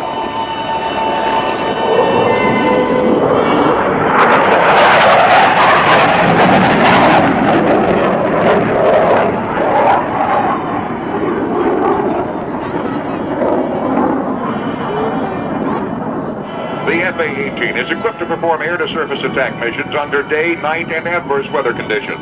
The advanced APG-65 radar, forward-looking infrared imaging, and laser detector tracker provide target detection, acquisition, and tracking data for sensor-aided attacks. Weapon delivery modes, from manual to fully computed releases, provide the pilot with an unparalleled degree of weapon delivery accuracy and flexibility.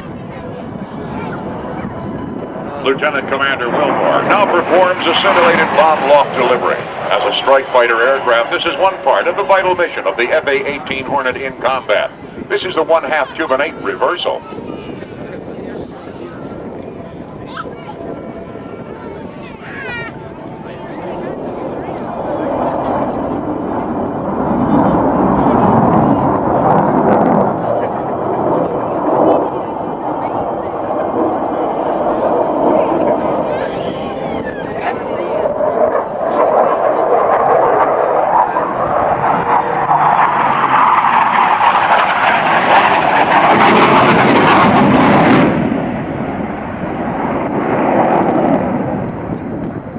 The aircraft carrier provides the early platform selection in today's tactical air environment. Strikes into Iraq, Lebanon, and Grenada. Iraqi MiG-21, Libyan Su-22, and MiG-23 kills, and the first ace in Vietnam, all launched from and recovered aboard a United States Navy aircraft carrier. When the FA-18 goes into harm's way, it is from the deck of a ship. Lieutenant Commander Wilmore has configured his Hornet for a carrier landing and is slow to approach speed.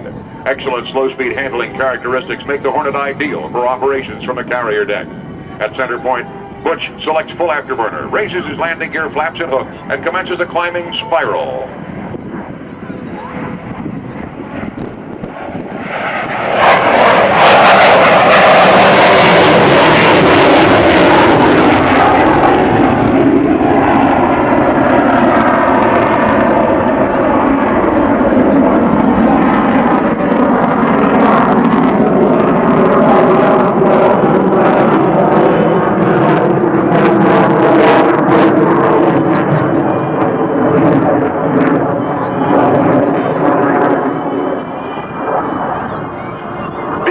Outperform your adversary has long been a measurement of tactical aircraft performance.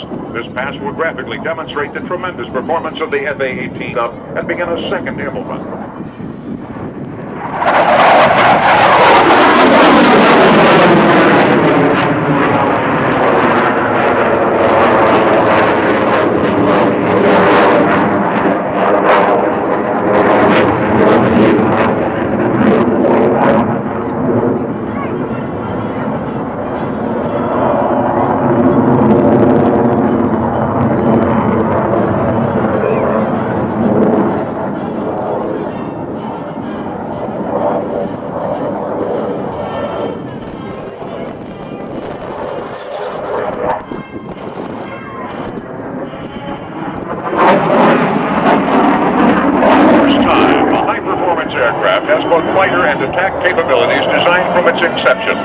Major emphasis has been placed on such design considerations as reliability, maintainability, mission versatility, combat survivability, and operating costs. Watch now as the Hornet demonstrates the minimum radius turn. Approaching from the left, Lieutenant Commander Wilmore will execute a 360-degree turn with a radius of less than 2,000 feet, sustaining a continuous 7 times the force of gravity.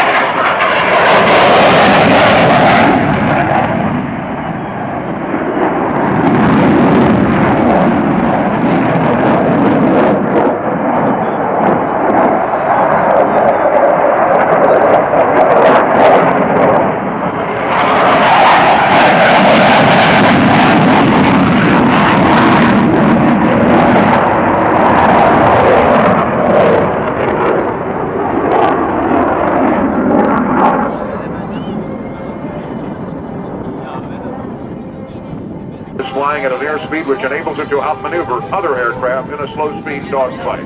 With the extremely high angle of attack, the nose pointed way up, the airplane is flying level. From the right, the Hornet, high alpha, pass.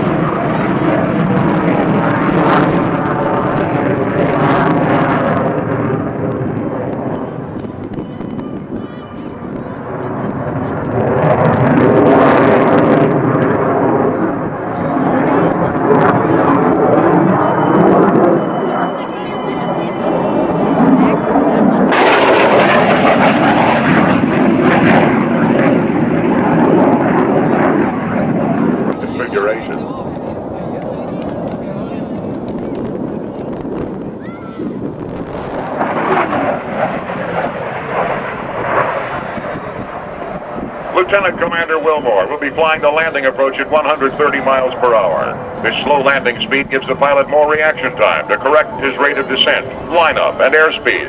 This makes the Hornet a safe aircraft to operate from the deck of a carrier. Lieutenant Commander Wilmore has the option of performing a touch and go at center point. The carrier deck has 4 cross-deck cables which the aircraft's hook may engage. It's the arresting gear, not wheel brakes, that brings the aircraft to a stop in a very exciting 300 feet. In the unlikely event of a boulder, that is, if the hook fails to engage any of the wires, the pilot advances to full military power and takes off again.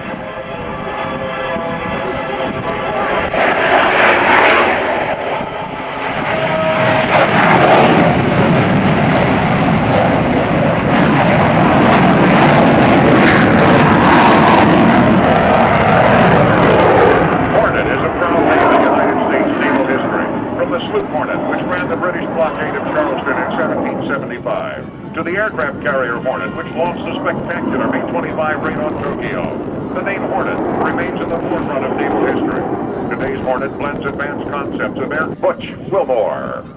Did you enjoy that?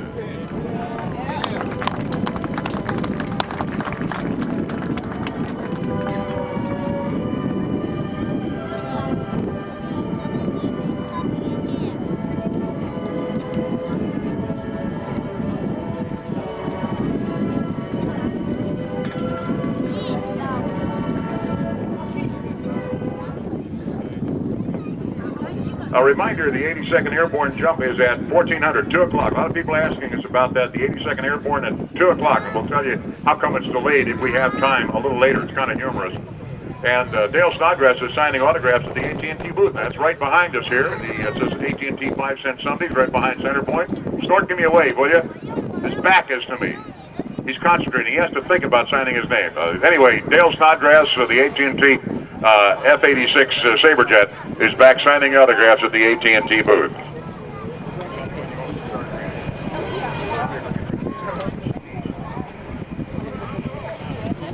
Ladies and gentlemen, out to your right, T-33 is a jet, much older. Known nationwide as the Free Spirit, and you recognize the paint job. Yeah, Sam Fox. It's the same paint job as the presidential aircraft. Like her aircraft, Julie is also a free spirit, expressing herself with a spirited aerobatic performance and a special patriotic tribute to this great country we live in, all performed to music. Her stage is the open sky, her airplane, a beautifully restored Beechcraft T-34, sponsored by Mopar, Daimler Chrysler Parts and Accessories Division. As Julie climbs to gain some altitude for the start of her routine, let me focus on, and here at the Joint Services Open House at Andrews Air Force Base, Mopar and American Aerobatics proudly present Captain Julie Clark flying her beautiful Mopar T-34. For her first maneuver, Julie is pulled into a loop with a 90-degree turn on top, and as she pulls out at the bottom of the loop, she converts airspeed to altitude and sets up for her next maneuver, the hammerhead. The hammerhead is sometimes called the stall turn, as she pulls the stick back into her lap, pulling about 4 Gs to establish her vertical flying. This, ladies and gentlemen, is 4 times her own body weight of 115 pounds. Julie takes her airplane up to absolute zero. Airspeed kicks in the rudder, and you see, at the right moment, she got of the Cuban 8.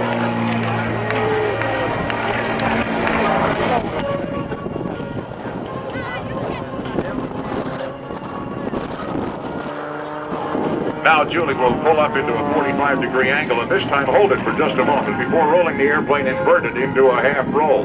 She now directs flies it through the reverse 1/2 Cuban 8. That not only directs her back toward show center, but will set her up nicely with lots of airspeed for her next maneuver. Coming back from the right, let's watch at 170 knots to 195 miles per hour, and count the 4 points on the 4-point hesitation. A 1, a 2, a 3, a 4. Boy, I'll tell you, this breeze is something else today. We're going to talk to Julie in the cockpit as she talks about her next maneuver. Let me just push. If anybody wants to buy a Lear, the Bombardier guy is sitting right down here. If you're feeling really flush, look to the right, ladies and gentlemen. Here comes the B-2 Spirit. Woo!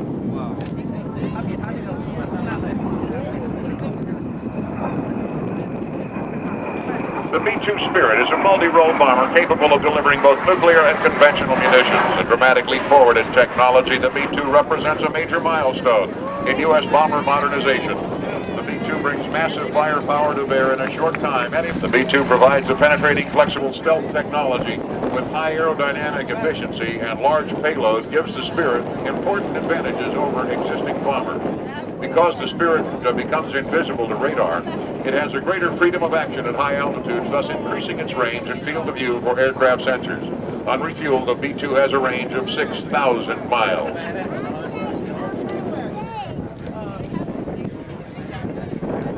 The B-2's low observability comes from a combination of reduced infrared, acoustic, electromagnetic, and visual and radar signatures. Air inlets and efflux from the 4 General Electric engines are blended into the wing itself. 4 F-118 engines produce 69,200 pounds of thrust. The extensive use of composite special coatings and bat-like flying wing design all contribute to its stealthiness. Making a big sweeping turn out here to the left. He'll be back in a moment. With no vertical tail surface or even a fuselage as we think of a fuselage, the B-2 is about the same length as an F-15, but with the wingspan of a B-52. It's manned by a crew of 2. The prime contractor is Northrop Grumman's B-2 division in Palmdale, California. Major subcontractors are Boeing Military Airplanes Company, Vought Aircraft Company, Hughes Radar Systems Group, and General Electric Aircraft Engine Group. First introduced into the United States Air Force inventory in late 1993, all B-2s are based at Whiteman Air Force Base, Missouri. A total of 21 B-2s are planned in the inventory of Air Combat Command. I'm going to let him just make this pass, and I'll tell you something about interesting in the history of the airplane. And I also want you to listen to how quiet it is when this airplane goes over.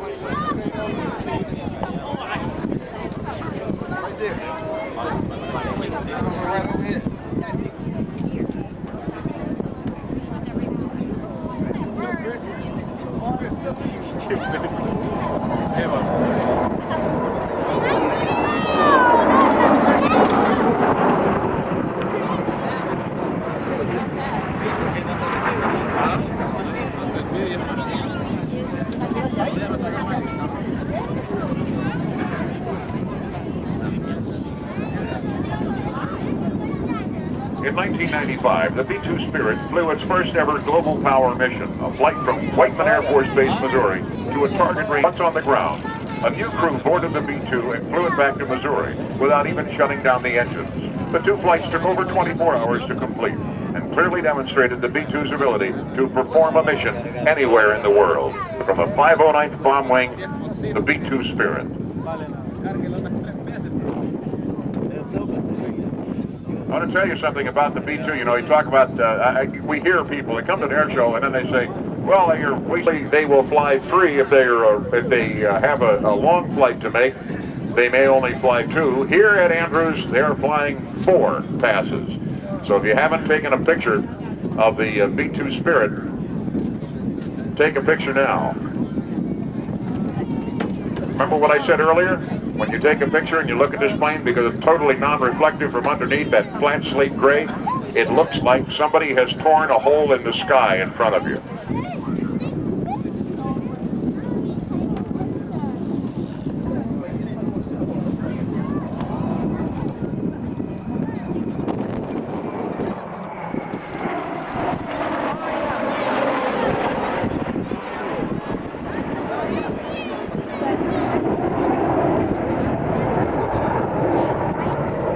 Another interesting thing about this plane, you can't have any real idea of the size of it until it's on the ground and you're standing next to it.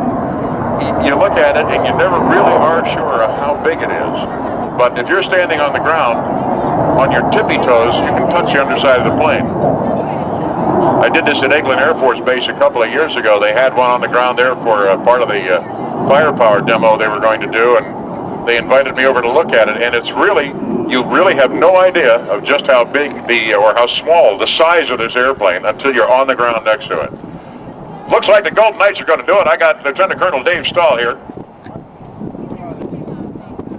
The Golden Knights, you're not going to jump with them?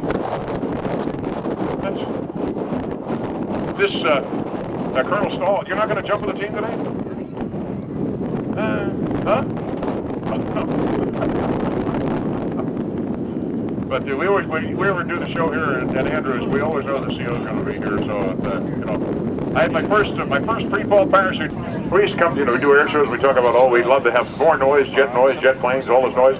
We got 2 turboprops flying that could sneak in and out of town, and this which is designed to sneak in and out of town.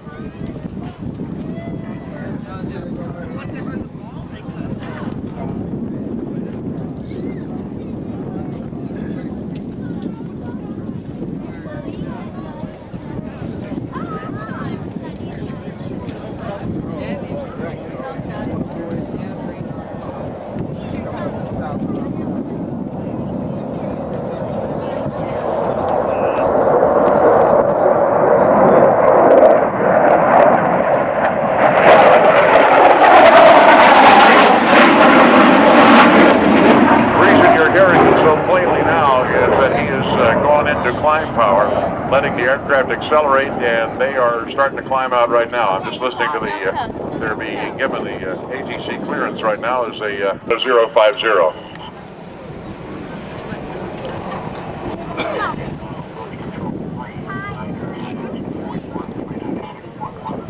And they've just been given the new frequency for approach control. Once they've established on that 050, they're cleared to 3.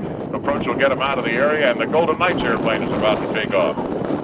The United States Coast Guard is holding a drawing at the Coast Guard C-130 for World Wrestling Federation and Coast Guard merchandise and future WWF events tickets. And that's going on right now. And a reminder that World Wrestling Federation personnel, I'd like them to come over here if we had time, be on hand. WWF personalities on hand to sign autographs. We can meet your favorite wrestling personalities by the Coast Guard C-130 Hangar 2 at 1 o'clock. That is 50 minutes from right now. They will have Owen Hart, Deborah, and the Big Boss Man. So that's good. He is spoken by Seaborne Officer Scott Curtis, Seaborne Officer Jerry Wilson, and their crew chief Staff Sergeant Don Metcalf has the Gold Team on board, and they are going to be jumping here once we get to stop that now.